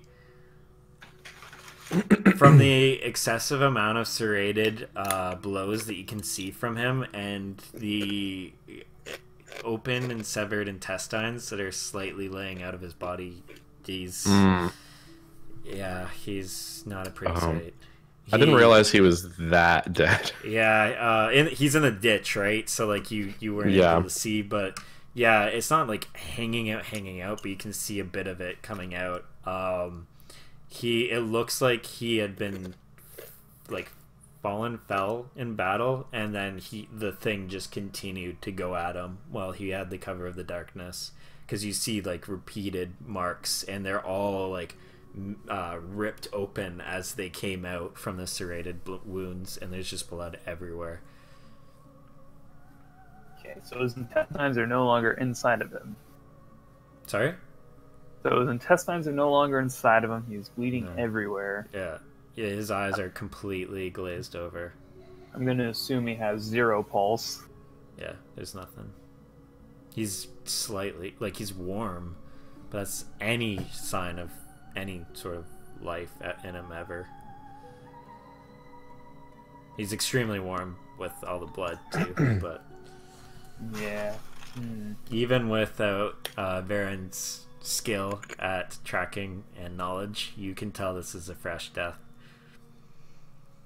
Yeah, so this guy's just like super dead. Yeah. I wonder. Can I use like my magic hand to try to put like his insides back inside? Just kind of like What? clean him up a little bit. Use my magic hand and some prestidigitation to, clean him up. Yeah. After a little while, you have him like there's no blood on him anymore. You can see pools like within like half an inch inside of the wounds, just like pooled there. But otherwise, like his clothes are relatively clean, other than torn. The body's pretty clean. You can see there's like a huge gash in his stomach that's about like an inch open, but everything's placed back in there. Okay.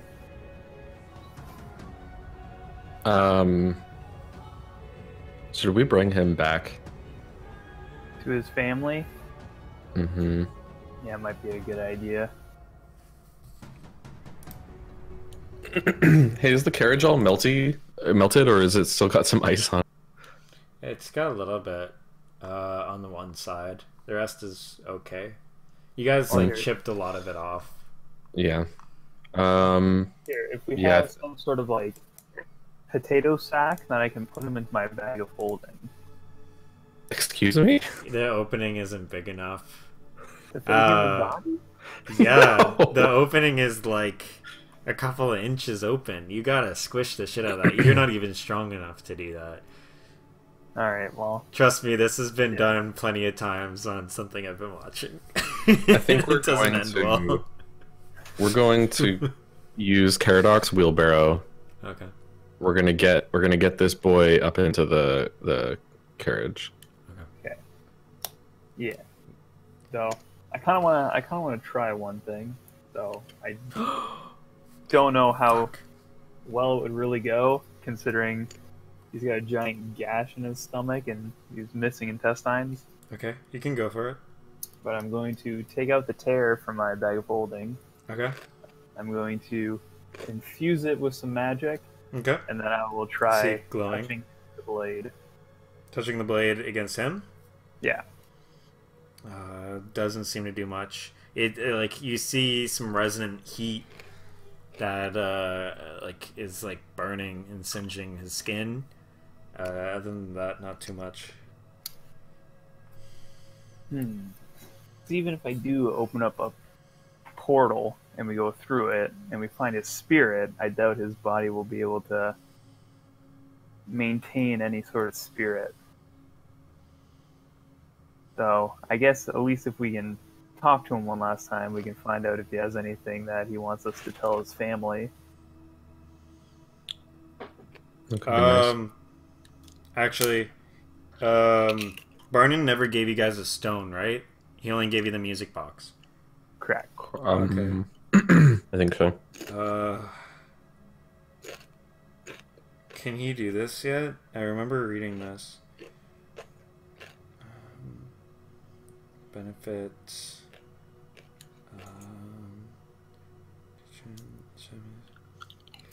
No, it's fucking level 14. Damn. Okay, Barnon's just holding his side and like looking sadly at Devrim as you guys put him into the wheelbarrow. Yeah, Poor guy. level 14, Barnon can use an item he has to resurrect people. Jesus. And it destroys the item. Yeah. Fuck. Oh, is he a transmutation? Yes, he is. Oh, cool. Yeah. He uses a mixture of that and his inventions. That's why you can see his like he's got like kind of like a hex tech kind of style. Yeah. Yeah, I don't know. Would you guys be opposed to potentially opening up a hole that could then lead to God knows what sort of troubles to see if we can get a final message from him? Fuck it, why not? You know what they say, YOLO, especially in his case. Oh god, the irony. Alright, what are you doing? Alright, so I raise my sword to the sky, Reach for this. using it with more magic. Well, I have a, you know, I'm looking at his lifeless dead body and I'm thinking about how youthful and joyful he was when he was alive. I'm swinging the sword with all my might through the air. Okay, no one's in front of you, right? That is correct. Okay. Let me just double check everything so that I don't give you false info. I've been guilty of that one other time. It's cool referencing, instead of referencing like random Wikipedias, I'm referencing my own notes. Yeah, Like a real game master. Yeah, thanks. None of this pre-made shit. No, nothing's pre-made. I just mean I'm looking at like spell effects and shit. Lots of stuff about damage.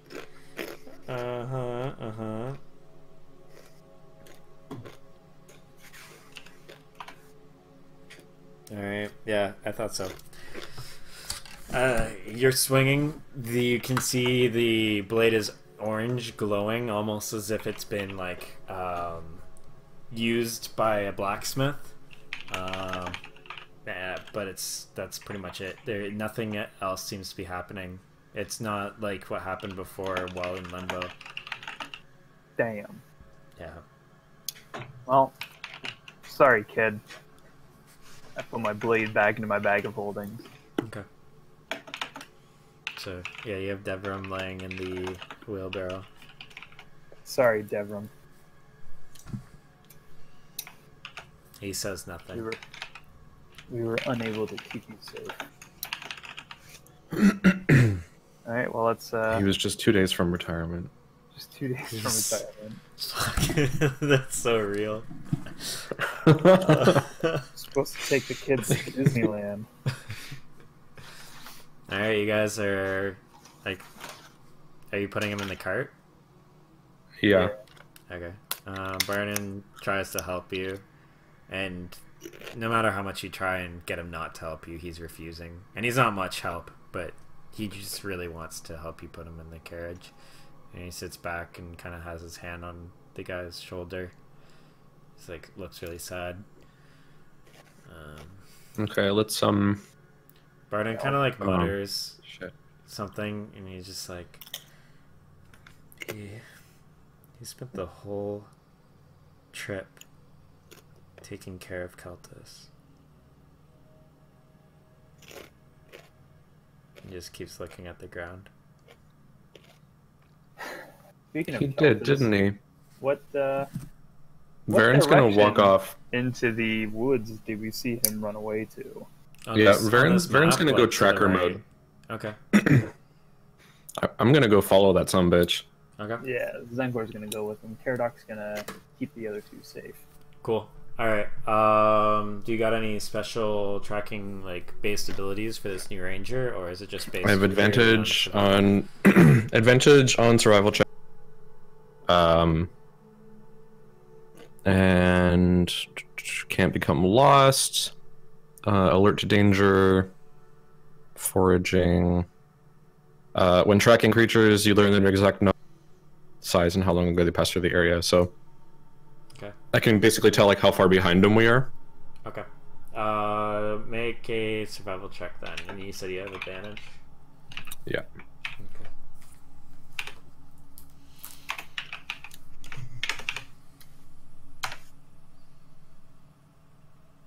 $15. Jesus. You notice that it's moments away. Like he got off to, it's a brisk pace. He definitely just booked it. You don't know. You're surprised that he moved the way he did, because you've seen him just completely smashed all the time and like barely able to walk half the time, or injured. Does this forest count as difficult terrain? Yeah. Okay. He I don't know if this probably applies had to- he probably had like a 20-minute head start by the time that you guys dealt with all the after combat stuff. That was a pretty fast fight, especially with your haste. Yeah, we weren't mucking about. Barton's lost all sense of like wacky and stuff too. He's like actually like Okay. talking like an actual person, which is odd for you guys as well. Yeah, I'm following him. Okay. Yeah, I'm trying to keep up as much as possible to Varen. All right. And are you making sure that your party is like coming with you, or are you just going ahead? Like, I need to know pacing. Because are you still affected by difficult terrain? So the words that it says are you gain the following benefits when traveling for an hour. Difficult terrain doesn't slow your group's travel. Groups travel? Okay, you're good. Yeah. Yeah. So I am like slightly faster than Zenkor, but like if we're both just sort of like trouncing along, then I think that I think if like Varen would notice that Zenkor is following him Yeah. Okay. and not just run away. Yeah. So yeah, you guys are moving at a pretty steady pace. Make an athletics for each of the people going, just to see how you guys handle like racing after them, like full Lord of the Rings mode. And then 25. 20 times 60. Actually, no, it'd be 30. because- Zenkor. Jesus fucking Christ. Okay. I have to I'll give it actually up. do math here. So I'm just writing this down. And then you guys, you got 25 for Varen, Mm-hmm. and then 3 for Zancor. What's Caradoc running? He's Oh, hanging out at the yeah, carriage. they're He's, hanging he's out. looking Oh, is he? after the dead Okay. guy in the like Cool. half dude. Okay. Yeah. After a few minutes, Zancor, you're pretty winded here. You guys got to an edge of a pond. Across from the pond, you can see a pathway that leads across and into an opening of the forest. And you guys are like heading parallel to it, going up a hill. But yeah, Across the Zancor, you're like pond. pretty fucking winded.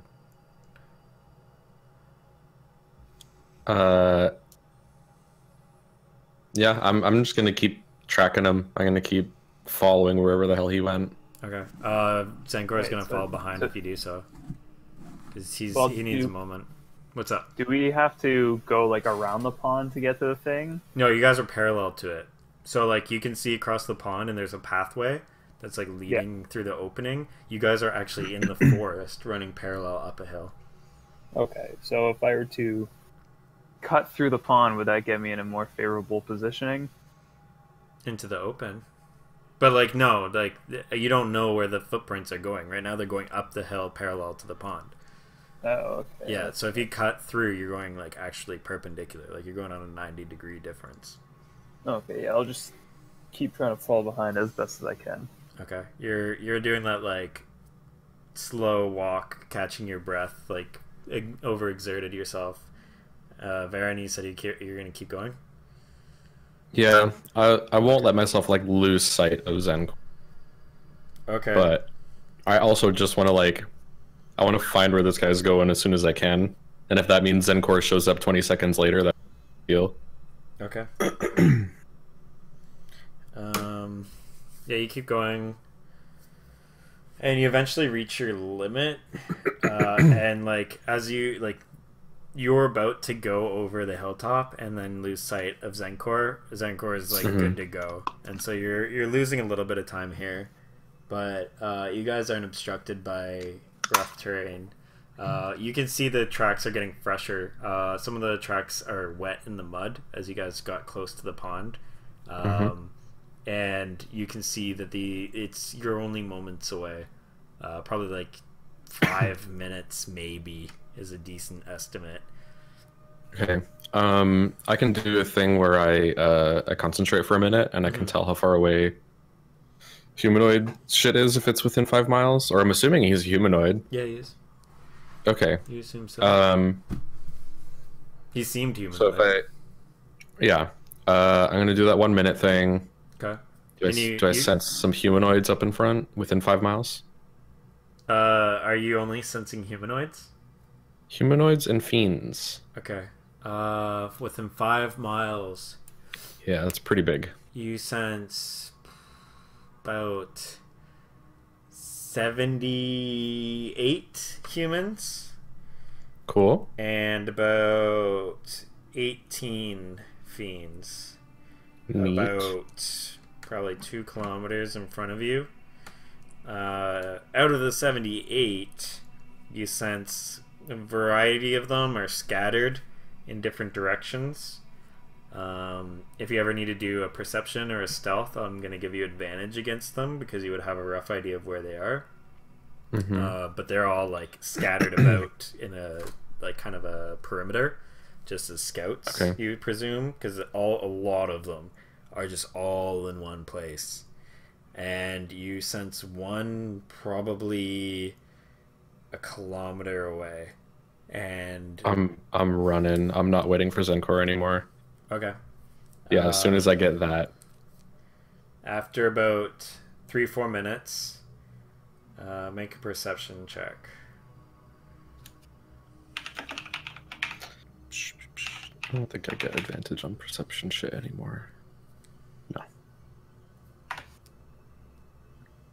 22. Okay. As you're dashing up, you see familiar traps that have been laid out. As you're running forward, you have to navigate around them. There's like pit traps A couple of those like awkward Bob from Simpsons rake traps, like a bunch of other things. You also see a couple of vaguely camouflaged scouts that are watching patrols up even higher on the higher hilltop here. The terrain is basically like a hill kind of leveling out, another hill kind of leveling out, and it just keeps going higher and higher and higher. And you can see just vaguely through a tree line opening a large familiar stone tower that you guys saw your first day in Amora, or second day in Amora. You also see at the very crest of the hill scattering movement, yelling as loud as he can. You can't make out the words, but you're hearing Keltis's voice just yelling frantically, and the camouflage figures are kind of moving out from the tree line. God damn it. Okay, I'm gonna head back. I don't want to... I wanted to catch him before he got... I assumed he was going here, and I wanted to catch him before he got here. You have a shot on him. Take the shot. He's already started like talking to these dudes. Money penny. And I really don't want like a few dozen assholes coming at me. Okay, yeah, he's like yelling, and they're like You can trying run to away. Take see the him shot. now. I'll find another time to come and kill him. Hey, do I know if I know that the regular arrows that come out of my quiver, like they sort of disintegrate after a while? Yeah. Do I know if the magic arrows do as well? Do they sort of like poof? You don't know. You've never tried. Okay. I'm gonna head back and grab Zenkor, because I assume I sort of got a bit of a lead on him. All right. Yeah, he's just making up the hill. Zenkor, make a perception check. As you're running up, by the way, I forgot. You're kind of coming up behind him.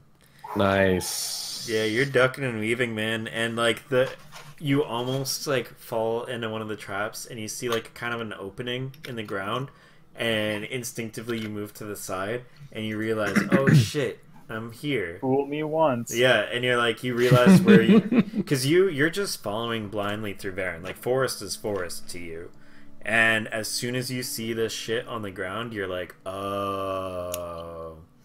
And you immediately know where you are. Like pond, traps, you're like, okay, I'm somewhere around the area of where we were before. And you don't fall into any of these fucking traps. Now you know to look out. And you see Varen coming back to you. Okay, alright. Before we leave, is there any way we can kind of like instead of going on the path, kind of sneak into the forest a little bit, so I can draw like a quick little map of you guys are in the forest. Compound. Varen, like, you're aware, if he asks you to do this, like, you're aware that there are no patrols in the area right now. They're all up the hill. Yeah, we've got some relative safety. Yeah.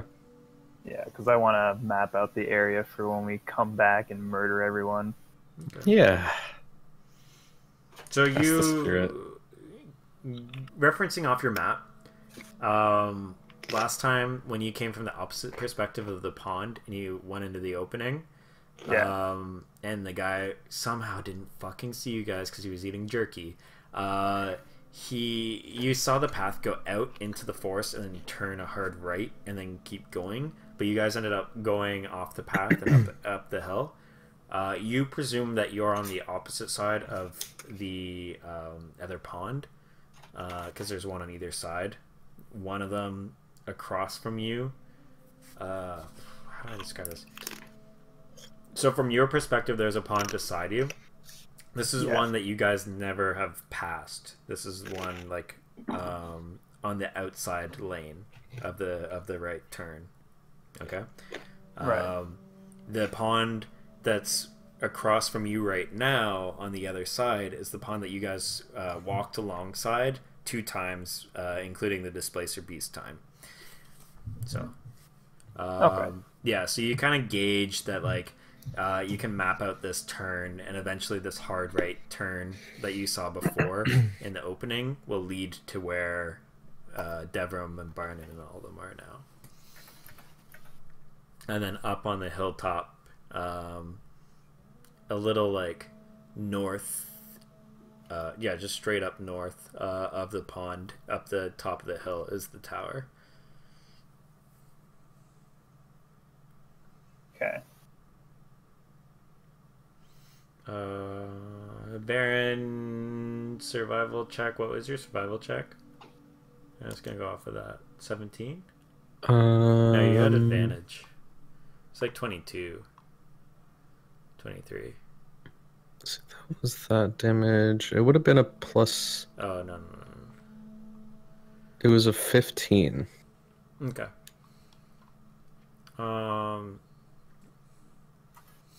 Yeah, there's not really any details. It's just like the area by the pond is muddy. You can sense there's like moisture in the air. It's a little bit less dry than you guys are used to from your travels, like rush travels from the Jurassic Park world. Like the air is a little bit moist here. Other than that, temperate forest.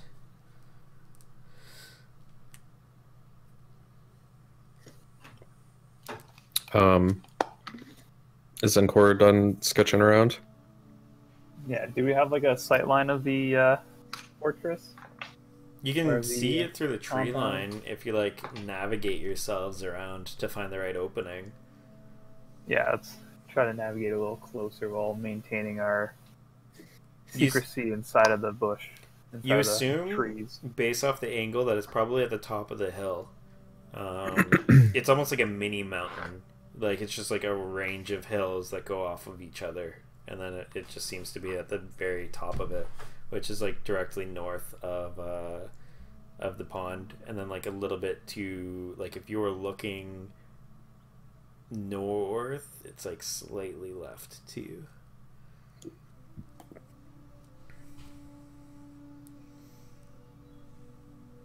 Okay. Excuse me. I don't know, do you think we should risk trying to get any closer?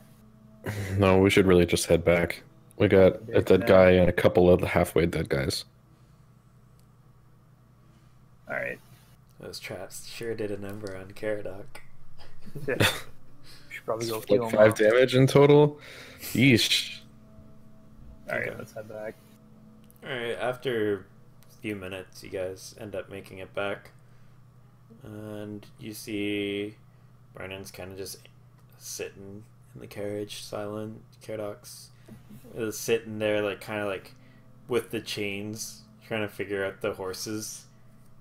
And looks up at you guys. He's like, "Oh, hey, took you long enough." And just kind of casually Puts goes down the off. chains, Yeah, kind of. casually gets off the driver's seat.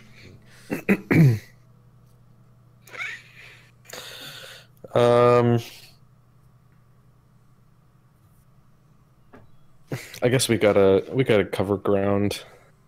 Yeah. What kind of time of the day is it? I think mid-afternoon, probably 4-ish, 5-ish. Okay, then yeah, Okay. we might as well keep traveling for a little while. Yeah, because at least I know where we are now. Yeah, So you gauge that it's probably hours away from town. yeah. Like, you might be into the evening, but you would make it to town. Alright, so you guys driving along the path? Yeah. Alright, you guys get to the edge of the opening with the two ponds on either side. And you guys gonna keep trekking between the two ponds? Yeah, we're gonna take the quickest path getting back to town. Cool. Alright.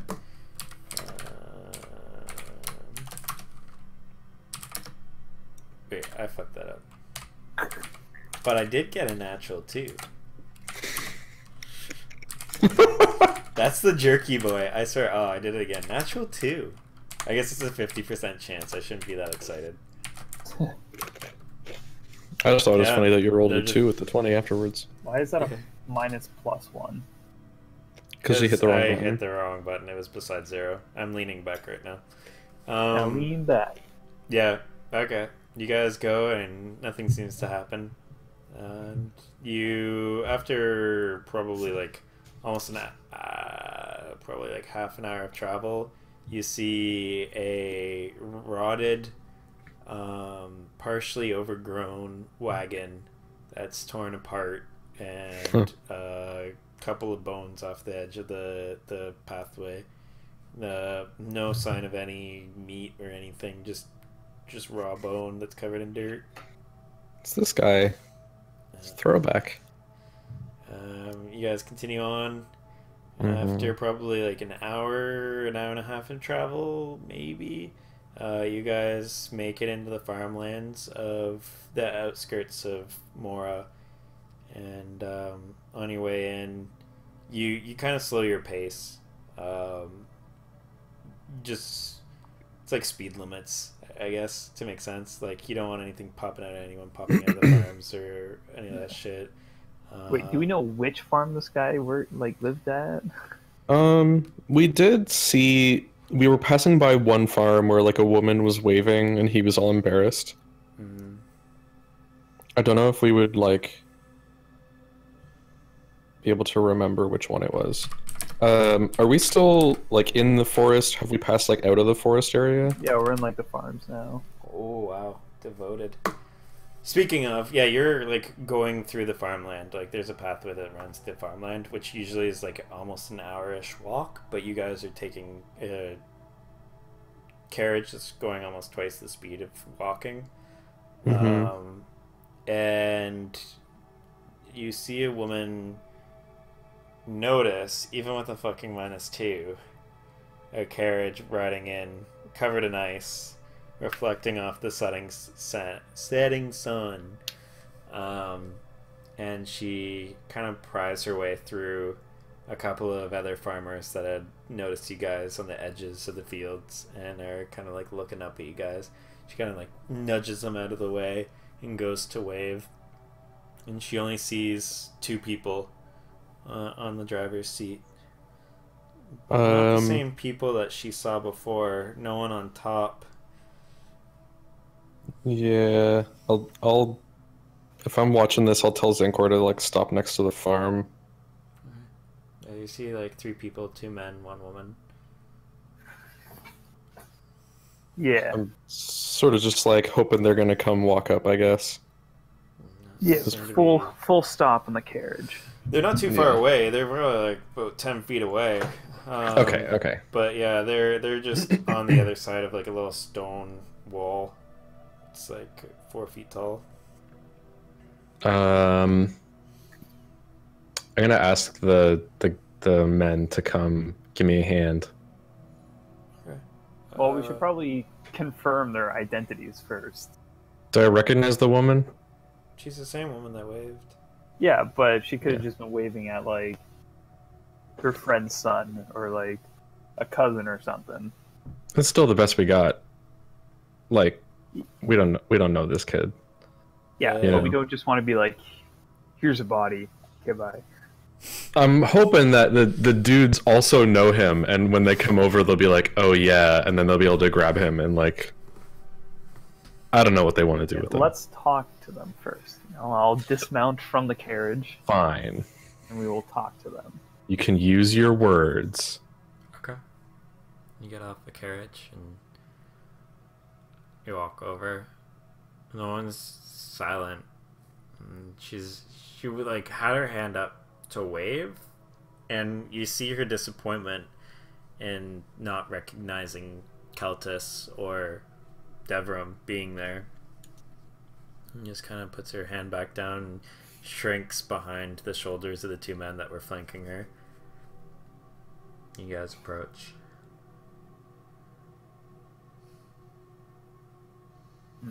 What do we say? If I guess just be like, hi, are you guys related to Devron? When you hear that name, the woman starts breathing heavily and like just looks down at the ground and is like trying to steady her breath. And the man on her right kind of like puts his hand on her shoulder and whispers something in her ear, and he's just like, are you traveling with him? Yes, we were in a caravan together. We went to go deliver some supplies, and we were just on our way back. Yes. It's talk of the town actually. The past couple of what has it been? Week? Almost 2 weeks now. Got a lot of hopes on you. Yeah. This woman here is May. She's the boy's mother. Hi, May. Nice to meet you. Where is everybody? I don't see the man that was on there before, and you guys used to have a couple of people on top. Yeah. Looked all fancy. There's no easy way for me to tell you this, but She's sobbing immediately as soon as you say that. we were betrayed by Keltis, and your son fought bravely. Just crying into the shoulder of the man, and he's kind of just like patting her head, like at the ground for a moment. Just like, May, I'll talk to Orn. This is too much. Fuck.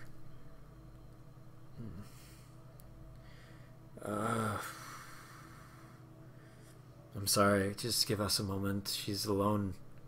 There's just the two of them. It's May. We'll help with the fields. I'll talk to Orn. I'm sure I'll give the money. And she just like kind of pushes off from him and just walks, like storms off. And he just sighs. I gotta give her some time. The family is stubborn, and she's not gonna. She's gonna need some time. Yes, of course. Do you have them?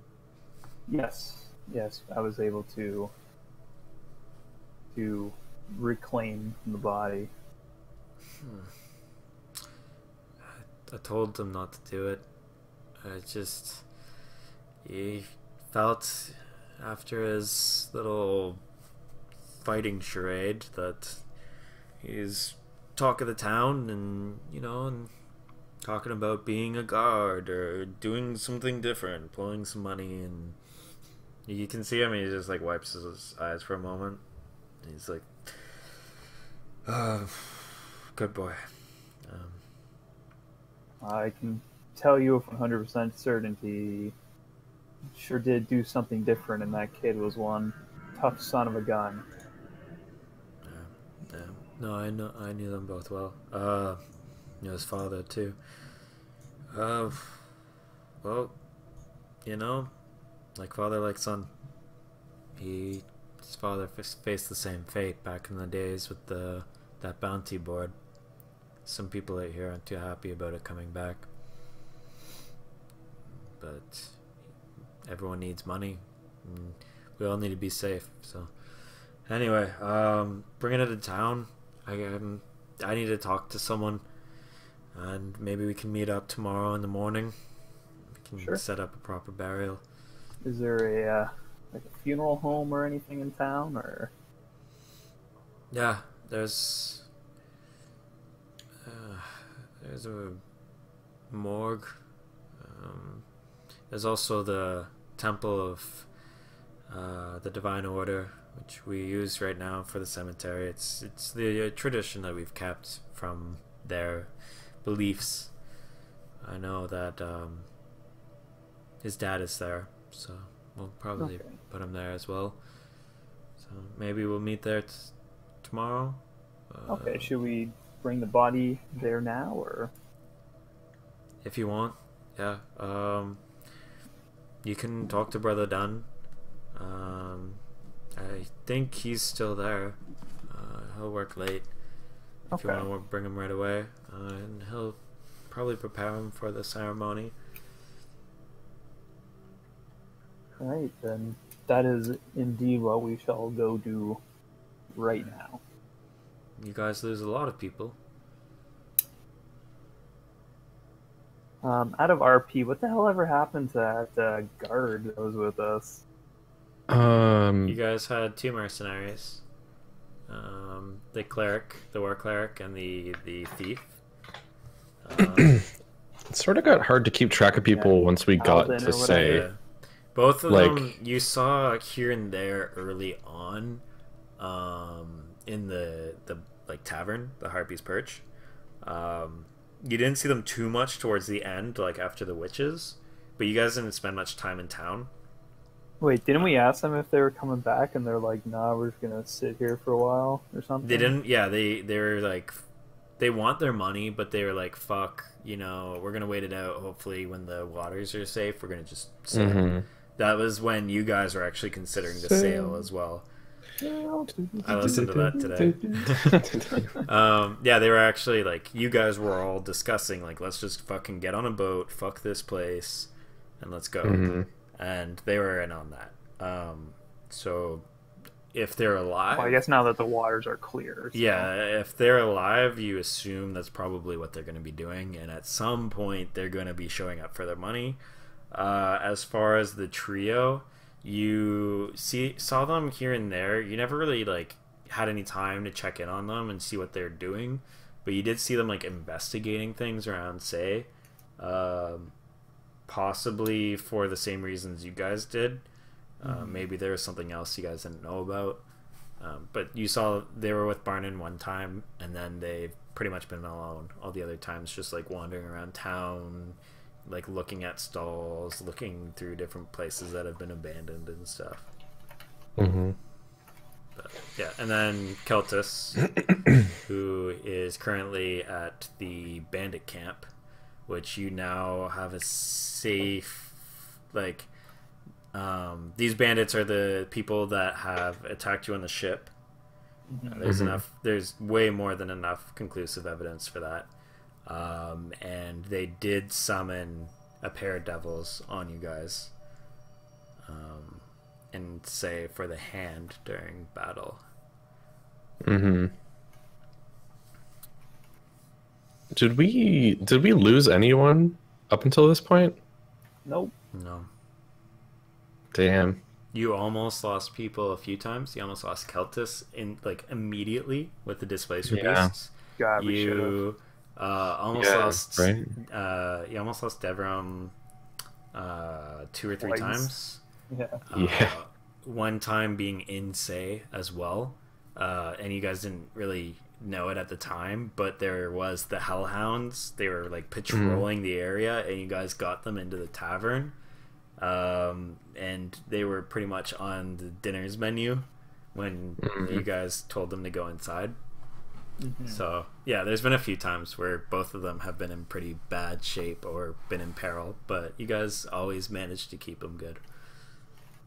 Except for this time with the goddamn Yeah. darkness. Sorry, bud. Yeah, it really was that fucking darkness too. Like we could have raffle stomped that stupid devil if we'd been able to like see what was going on. We were too weak and we couldn't protect Yeah. him. I could have like healed him. We could have like all these things if it wasn't for that damn darkness. It's awkward too because Barnon actually has ways of stopping that, but he had used his abilities to try and like take everyone out immediately by giving you haste and by giving him the ability to travel through the ethereal plane and stuff like that. And so he used all of his like buffs immediately, and so he didn't have the spell slots for counterspell or dispel magic. And so he was just sitting there like, I don't know what to do, and the only thing he could think of is just blow the darkness and hope it was a cloud and just like move it possibly. So yeah, it was really awkward for everyone. And the poor, like, you assume the Devram didn't see anything coming. It just was pain because you guys couldn't see through even a lick of that shit. It was not like, it wasn't like your dark vision or anything. I like to believe he died pretty instantaneously and without pain. You don't know any different. Yeah. Yeah. That's what I like to believe. Yeah, I'm not gonna say anything based off the rolls. Fuck. Oh fuck! It was savage. But anyway, 21 stat. Varen can't believe what you believe in ignorance because your master survival, and you can see the wounds are just ripped open. Like the edge of the serrated blade really did its work. Oh yeah, those wounds. Yeah, any like gut wound like that is not. Yeah. That's not a happy death. And you can see that like this almost looks animalistic in its like joy of the hunt and the killing blows too. Like it was having a really good time. There's more of a reason to find Kelpis and kill him. Alright. You guys are in town. It's probably, what did I say? It's probably like evening. Just like into the evening. The sun is just finishing setting. Yeah, we're heading straight for this temple thing to talk to this Dan fella or whatever to get this It's pretty handy because it's on the way. rotting corpse out of our wagon. If you didn't have that awkward scenario that you guys are in, it's actually a pretty beautiful sight. You have the gardens outside of Mora that you guys ended up going to for your lantern ceremony. And then you have a view because you are now finally at the very crest of the hill because you come like the path converges from the temple that's up a hill, and you guys are kind of going along that hill, and then it turns away from the church and starts going through the gardens, and you guys turn and go up the hill towards this stained glass masterpiece of a church that you guys even saw when you were traveling through the waters because it stands tall above the rest of Mora on a hill. Because the whole, as a reminder, like Mora is very much like San Francisco to my knowledge. Like it's all built off of a hilltop, and so you can pretty much see like almost every single building as you go up from a water like coastside view. And so you can see you go up the hill through a gated fence that is open. You eventually get to the top and you see like rich cobblestone just worked fine edged church with many things of stained glass of people in silver armor, large tower shields and swords like striking heroic poses, and a variety of people. One silver-haired woman with a braid behind her head with elven ears. You see a giant dog and another like elf with a bow, and you can see another one that's just like a knight in like full plate armor with a gigantic shield and his sword like sheathed, but he's like holding the hilt. You guys go inside, and all these colors going through this setting sun just like kind of paints the inside of the church, just like of just vibrant purples and silvers and everything. There's only like a couple of candles lit, and you can see there's a man in silver robes, fading blonde hair starting to grow, like fade from age and losing its color, and just the very bits of like a beard starting to grow in. It's a human with just like he's kind of like, he's not built, but he's just slimmer than average.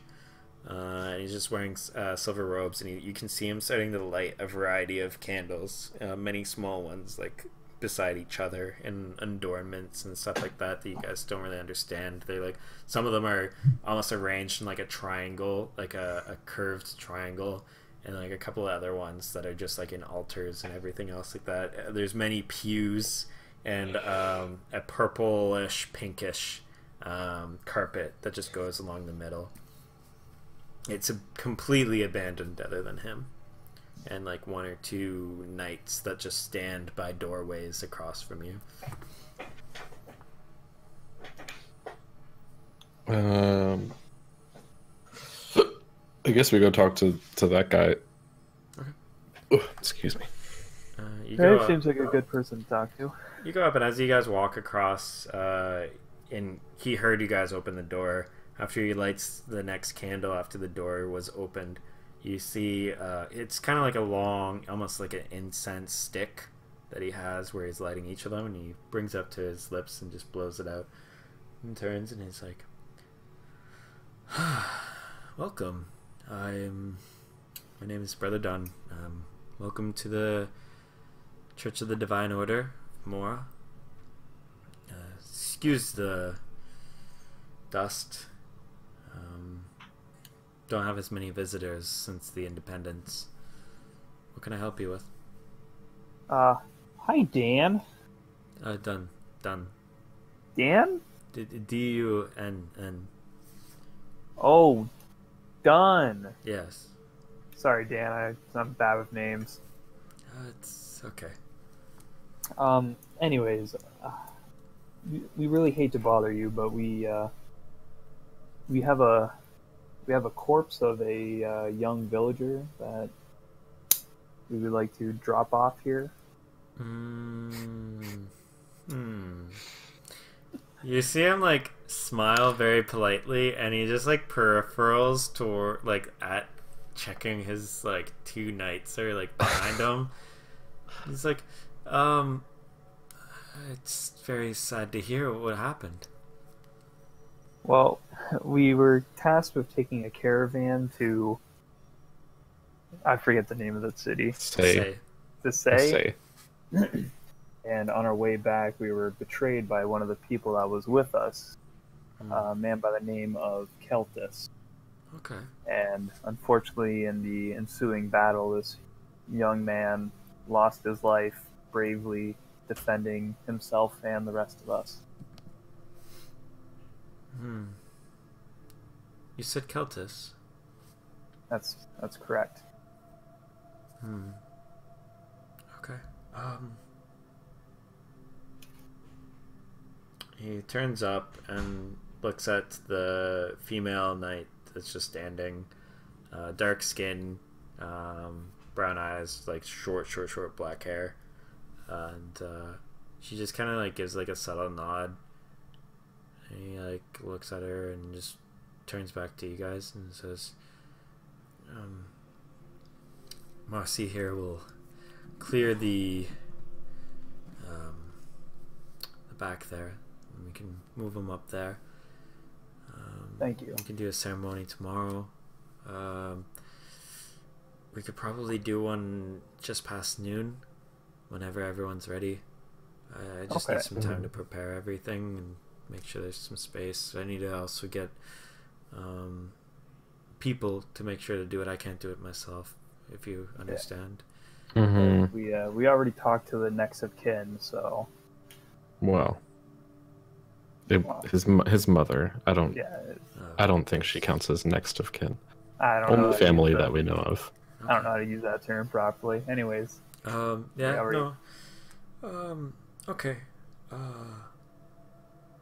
Keltis, is he dead? Unfortunately, no. I tried my best, though. Where is he now? You captured. He's camped out. He's camped out with a bunch of bandits and devils, I guess. Yeah, there's a bandit hideout not too far outside of town on top of the hill. No, yeah, we the town's been talking. We've been plagued by these bandits for quite some time. Okay. Yeah. Well, we can promise you they're all going to die. Yes, we do hope so. Or they just stop bothering us, find something else to do, something more productive. But as much of a brother as I am, and a man of faith, the Divine Order is not exactly the most, how do you say it?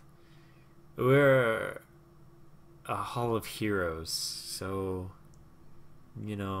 murdering those that kill others is pretty much, sounds par for the course. So Yeah, I wouldn't blame you for wanting that. Well, we're definitely going to make sure they pay for what they've done to Devron. I'd just be careful. There are many there, but and we know that no one has ever made it out.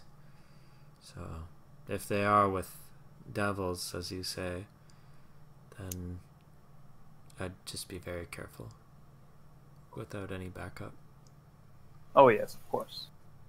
I would Yeah. help. We would help, of course. Like, and you see him. He's kind of like over trying at this part, like almost desperate. He's like, but I don't. I only have two knights, and many of the order left after the independence, and the Mora doesn't treat us too well anymore. With, of course, everything with Adris, and it's hard times. And Don't worry, we understand. but if there's anything we can do to help, just let us know. We're no enemies of Mora. We'll be sure to come let you know before we do anything stupid. Of course. Of course. Anyway, I'm just finishing up some preparations here. If you need anything else from me, then just let me know. Shortly after noon, I'll be able to hopefully have everyone ready. I just need to make sure I can get contact of everyone. Of course. All right. Well, thank you. Thank you for everything. Thank you, and hopefully Justice finds something in the future. I know we've had a shortage of it lately. Don't worry. I'm confident that it will. All right. Have a good day. You as well. Good night, father. Or Thank you. brother, or whatever. Whatever his, Zenkor is like so close to being eloquent, and then he's just sort of like, "All right, like you have a good night, partner." Shit, shit. Yeah. You see, he just kind of laughs at you and just like gives you a nod and turns away and starts lighting his stick and goes to present the rest of them. Alright. So the, his two guards are going to help us move the body, right? No, we didn't. Oh yeah, no, Marcy will. Yeah. Yeah. So Okay, she comes okay. over and she helps. Yeah, it's pretty easy. A couple people. Yeah, he's not that heavy. Yeah, and you We got like 4 able-bodied people with like Caradoc helping. It's not so bad. you even have a wheelbarrow if you absolutely need it, but I don't suggest it through a church. That is very unceremonial. Yeah. Bringing a dead body into a church in That's a wheelbarrow. covered in mud. Bring Just- out the yeah, that's- dad. Bring out the dad.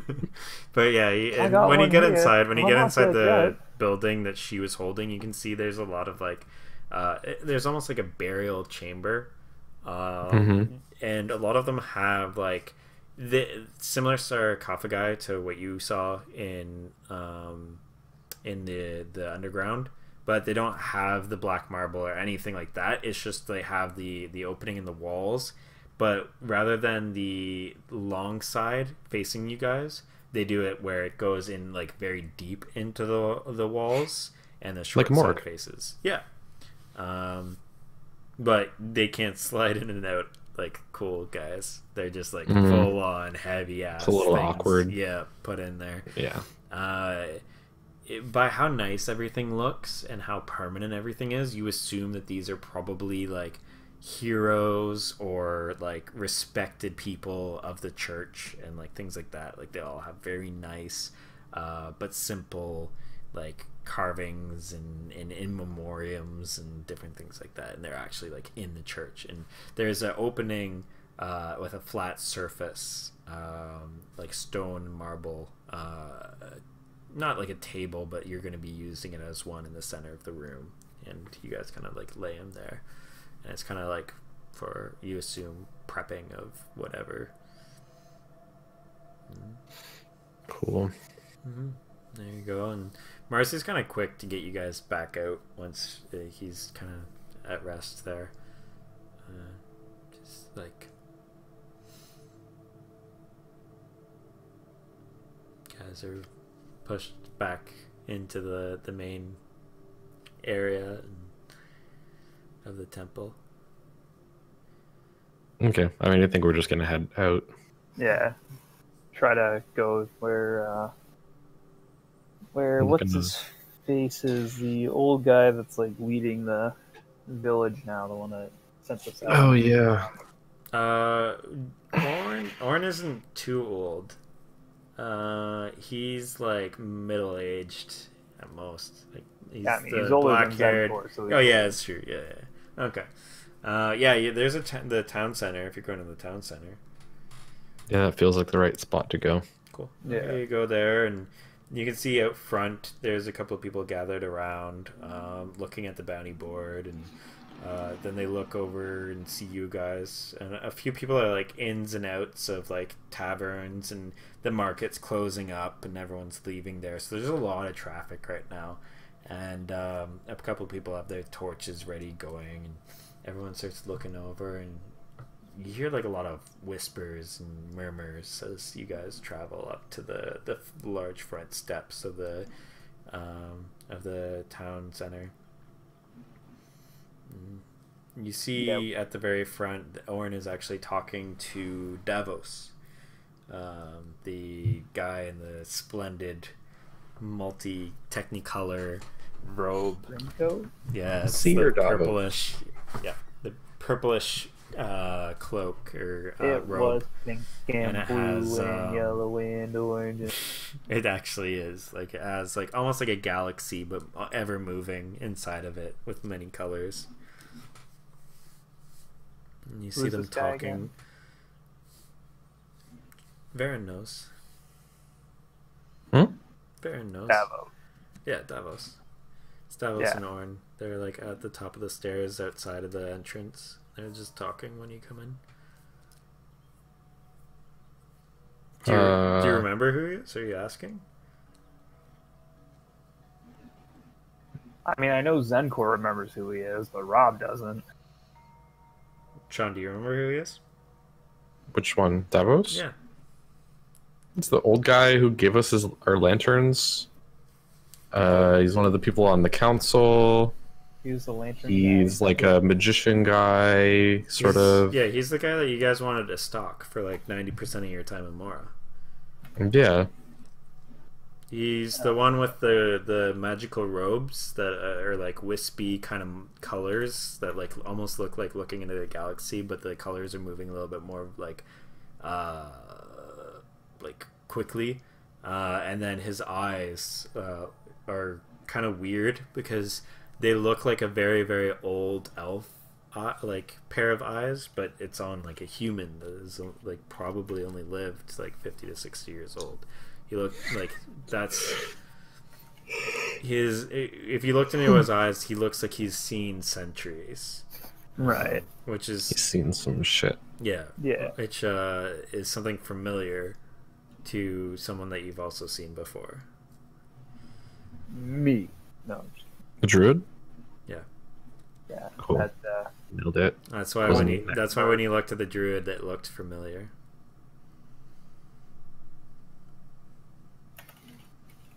If we sort of like approach them, do they notice us?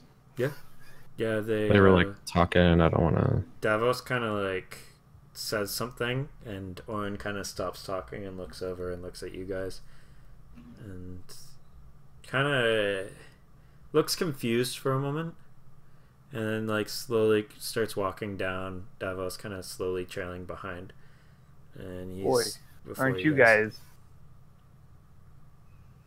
Oh. All right.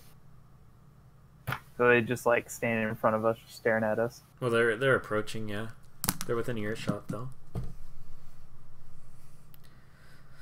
Well, hello. I guess I owe you some money. And he turns to Davos, who smiles. Sometimes you creep me out, friend. I don't know why I bet against him. I really don't. Why are you betting against a seer?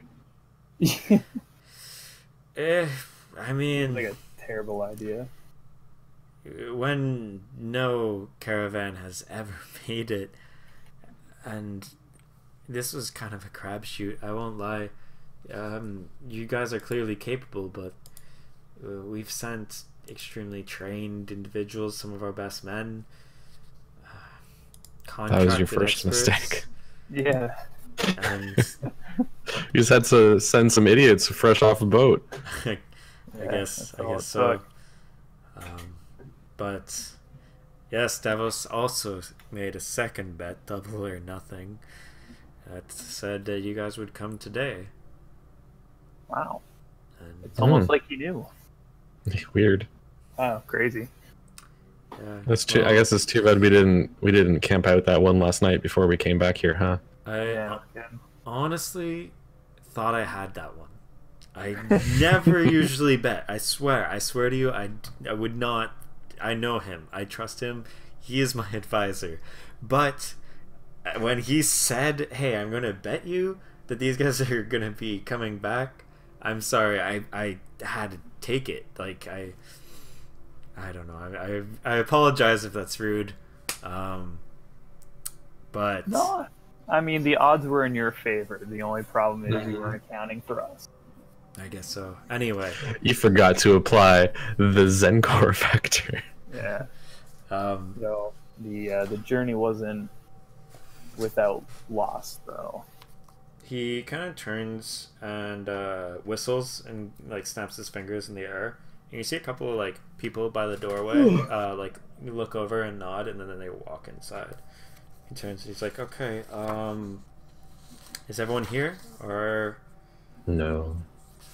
okay. Well, there's two of them that are still in Say, Mm-hmm. and then Keltus betrayed us. Keltis. He was the one that lended the cart. Oh no! I know who Keltis is. I hired him. He's been doing runs between Adris and the Order for a couple of years now. Yeah, well, unfortunately, he's in the hands pocket, That fucking or the hands in his pocket. that piece of shit. And because of him, we lost one of our members. That's. I'm so sorry. He like raises his hand to his temples and he's like, Keltis was. I thought he was one of the most trusted men we could have. He's done runs between Adris and the Order and Mora for years. He is sanctified by their own temple in the capital. He's like part of their order. He looks at Davos and he's like, I thought you said everyone was okay. And Davos frowns and he said, I told you it was unclear. It's the only people I was certain of was those two in front of us. Those three. Yes. Caradoc is there as well. Is he here too? I mean, he's been mindlessly following us everywhere, so I'd assume so. Oh, I thought he was in the carriage. Mindlessly, silently following us. Oh, I apologize, I didn't see you behind them. Yeah, it's okay. He's a little short. Yeah, he gets hard to see him. People don't normally look that far down. Hey, Varen. Hmm. Betty. Actually, no, sorry, I meant Senkor. I'm having one of those blind moments. Senkor. Uh-huh. Hey, do you want to roll a perception check for me, buddy? Sure. Come on. Get out 1 second. Come on, that one. Curses. 10. Okay. So yeah, you're just like kind of looking over Davos and Orin, and they kind of like look standard. Like Orin's got his standard like work. It's like you can sense that he is kind of like you guys in the sense that he's traveled and he's a worker's man, but he's trying his best to dress up and like look the part for his people, because he's been kind of like elected-ish And then you know, he's kind of got like somewhat maintained black beard, black hair and everything. Davos has his long grayish white hair, his gold pendant that ties around his robe that you can see, and it is so fucking arcane, man. Like, it's just beautiful to watch and sometimes distracting, especially for you, because you're just like, I want to know what that does. Like, it's gorgeous and definitely does something. No, the robe itself. Oh, the robe. Yeah, because it has like, it almost looks like just gases that mix within one another. The colors just like continuously mix and move, especially as the, like, if the robe moves, it almost like moves the colors differently, like a waterbed or something. And you see the pendant of an eye that is just like kind of in the middle where everything is like tied together and put together. You also see his eyes do bear resemblance to the druids.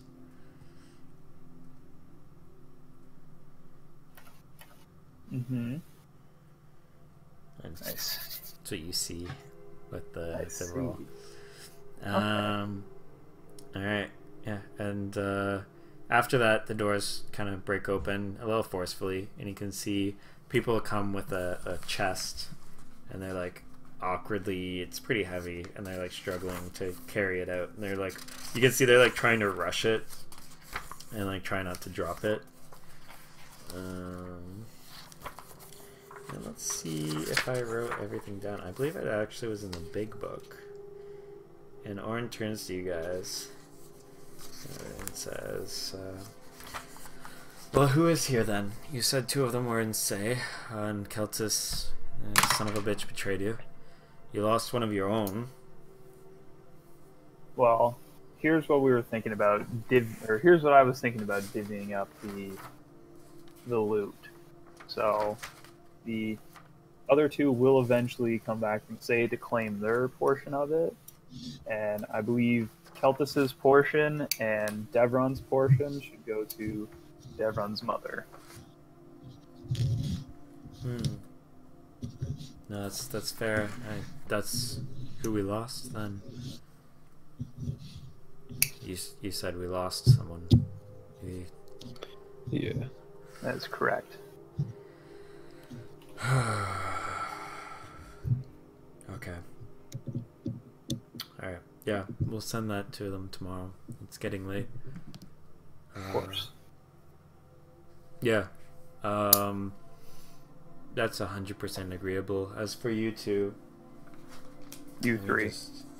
Yes, I'm sorry.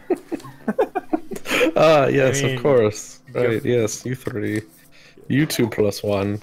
I turn around and I grab Caradog and I kind of push him up to the forefront. Here, that way you can see him Yeah, better. I'm sorry. It's just the angle. It's late at night. It's been a busy day. He's also very quiet. Yeah, I mean, he's just in shock over the whole thing, you know? Yeah. You know, a friend of ours met his end today, and He's been struck in silent. yeah, he's not as used to this sort of thing. You know, usually he turns to alcohol in these sort of situations, but he's so distraught that not even a nice mead will help him. Alright, well, each of you will be awarded 500 gold, which is being divvied up right now. He motions to the guys, and they're like grabbing coins, and they're like, Trying to count. and they're just like placing them in bags. And then one like whispers to the other one, like just out of earshot, thinking he's being quiet, and he's like, why the hell didn't they get us to do this before they came? And the other one's like, they didn't think they'd come back. Are we That's gonna fine. are we gonna carry about carry? Are we gonna care about the weight of money, or is it like imaginary debit card? We're gonna care about the weight of money, but it's it's usually only when you get a lot.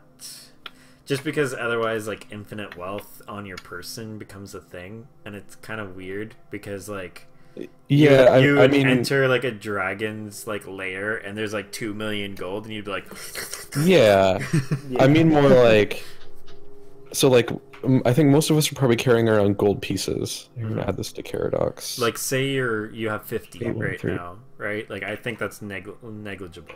500, I might like look into and see how much it is, and if it's only like a couple of Yeah. pounds, it's not a big deal. But That's like, what once, I'm wondering about. I'm gonna once try it to figure out how becomes- much that's supposed to weigh. Once it becomes like, wait a second, I'm so rich on my person that I'm actually like, money is becoming more heavy than some of my heaviest objects. Then it's like, okay, yeah, you're gonna have to try and figure out some way of managing your wealth, so then you're not walking around with millions of gold or hundreds of thousands as of a gold. bag of holding. Yeah, you for actually example. do. You can do that, and that's totally up to you. Which also doesn't have an unlimited amount. It has a limited amount, so just remember to keep track yeah. of that. So I definitely think Zenkor probably like wears his bag of holding like inside his clothes. Like he doesn't just have it like hanging out like a regular pouch. No. You're a traveler, man. You know, you understand that, and it's very important to you. So you purposely like hide it in like an inside pocket under like inside of your clothes, to keep away from pickpocketers. Only like very very experienced pickpocketers would even think of checking you for there. So you're good. You're experienced, and you know that sort of thing. So yeah, each of you get 500 gold, and we're just gonna say that like over the course of the whole encounter here, that it's being divvied up by two reluctant workers who are just kind of like incessantly arguing and murmuring amongst themselves about how shitty their lives are, that they gotta count money. How And many then soldiers are there? Just 2 of them? yeah, Here, I'll give them each 5 gold pieces as a thing. they look up, and one of them is like, "Thanks." Or I And can then just the other not one, give the other them one, no, that the other one time. slaps him on the shoulder. He's like, "Yeah, the beers are on you, idiot." And the other one, like, he just like nods, and he's the other guy like slapped him, looks up at you, and he's like, "I'm sorry, he's late night." Like, they just kind of like gives him a look. No worries. I understand. Thank you. Well, have a good night. At least we appreciate it. Yeah, no problem. Thank you guys again for all your help. When you like leave him alone, you can hear the guy that slapped him just start like has more of an aggressive murmur at him. Hey man, that's like a work week's worth of like No, it's good. Food and Gold. board. Yeah, no, it's good, especially Yeah. right now. That's why the guy's pissed. The one fella's just like, he's literally counting out hundreds of gold for you. And here's 5 of them. So he's like, what an asshole. And the other guy's like, what are you fucking talking about? We're poor. You mean thank you. I think that's where you go for. Yeah. Hey man, people are out there. They're weird. We're all grateful shit. Anyway.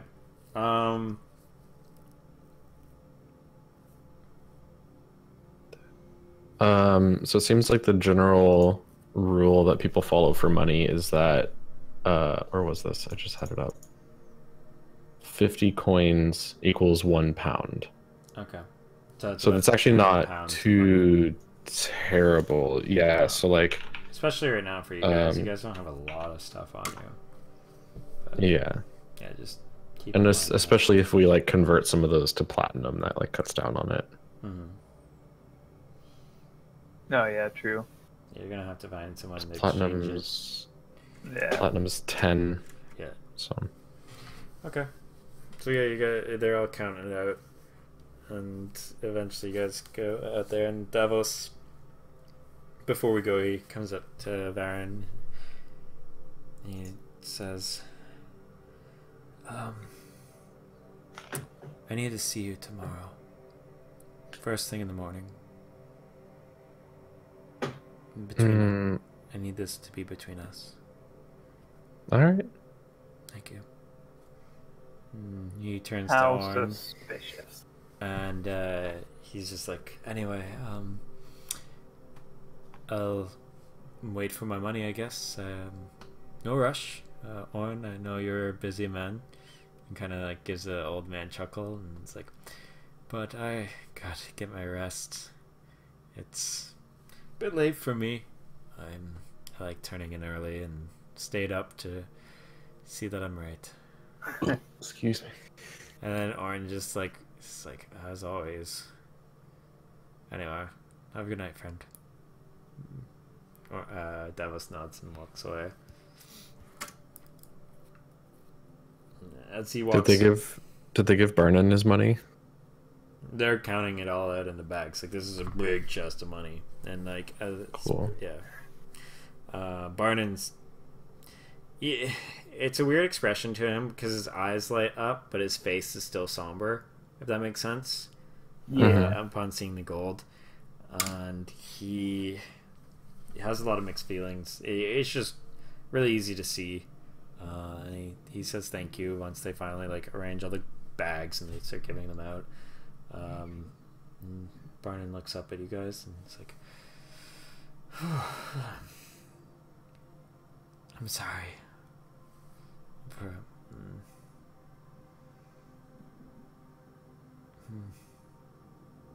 I'm sorry. For Don't what? worry. It's okay. Nods at Zancor and then he is like, okay, hey, I have a workshop. Yeah, you come. Anytime. Just over there. And he points down, like, just down the path randomly. And it's like, Sure. okay. And he just waves and just walks away. Alright, have a great night. He's gone. Alright, so now it's just the three of us again.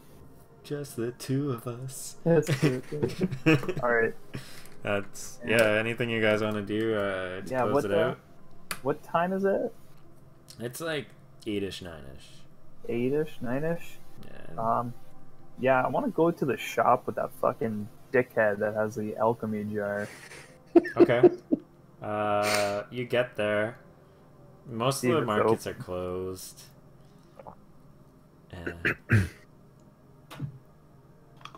And you see the tiefling lady that has the really, really smelly place that's near his shop. She's Yeah, just weird closing cards. down. Yeah, she's just closing down. There's like stray people, like there's a flower shop open. And you see like Marion, who has the potions cart. She's like just closing the last bit of her cart, and she's actually wheeling it with another man that's helping her. And she's just like starting to travel away. Other than that, there's not really anyone here. They were all like closing up and leaving as you guys were talking and waiting for your money. Curses. Yeah. We'll have to come back tomorrow. Yeah. I got a bone to pick with this guy. You're gonna come back, you're gonna be like, bam, money on the table, you're gonna be like, I need that alchemy check, you motherfucker. I'm gonna slap him in the face with my money sack. Spoiler, it's Keltis. No, I'm kidding. Oh, and I would just murder him and take it. Problem solved. Alright guys, I'm gonna call it there. I gotta go a little bit early. Alright. Cool. Well, then I guess we'll just all go to the inn for the night, have a beer, eat, sleep, and then Yeah, heal up, basically. Okay. rest up, refresh all our shit. Alright. Hopefully Zencor will be able to sleep through the night. But Yeah.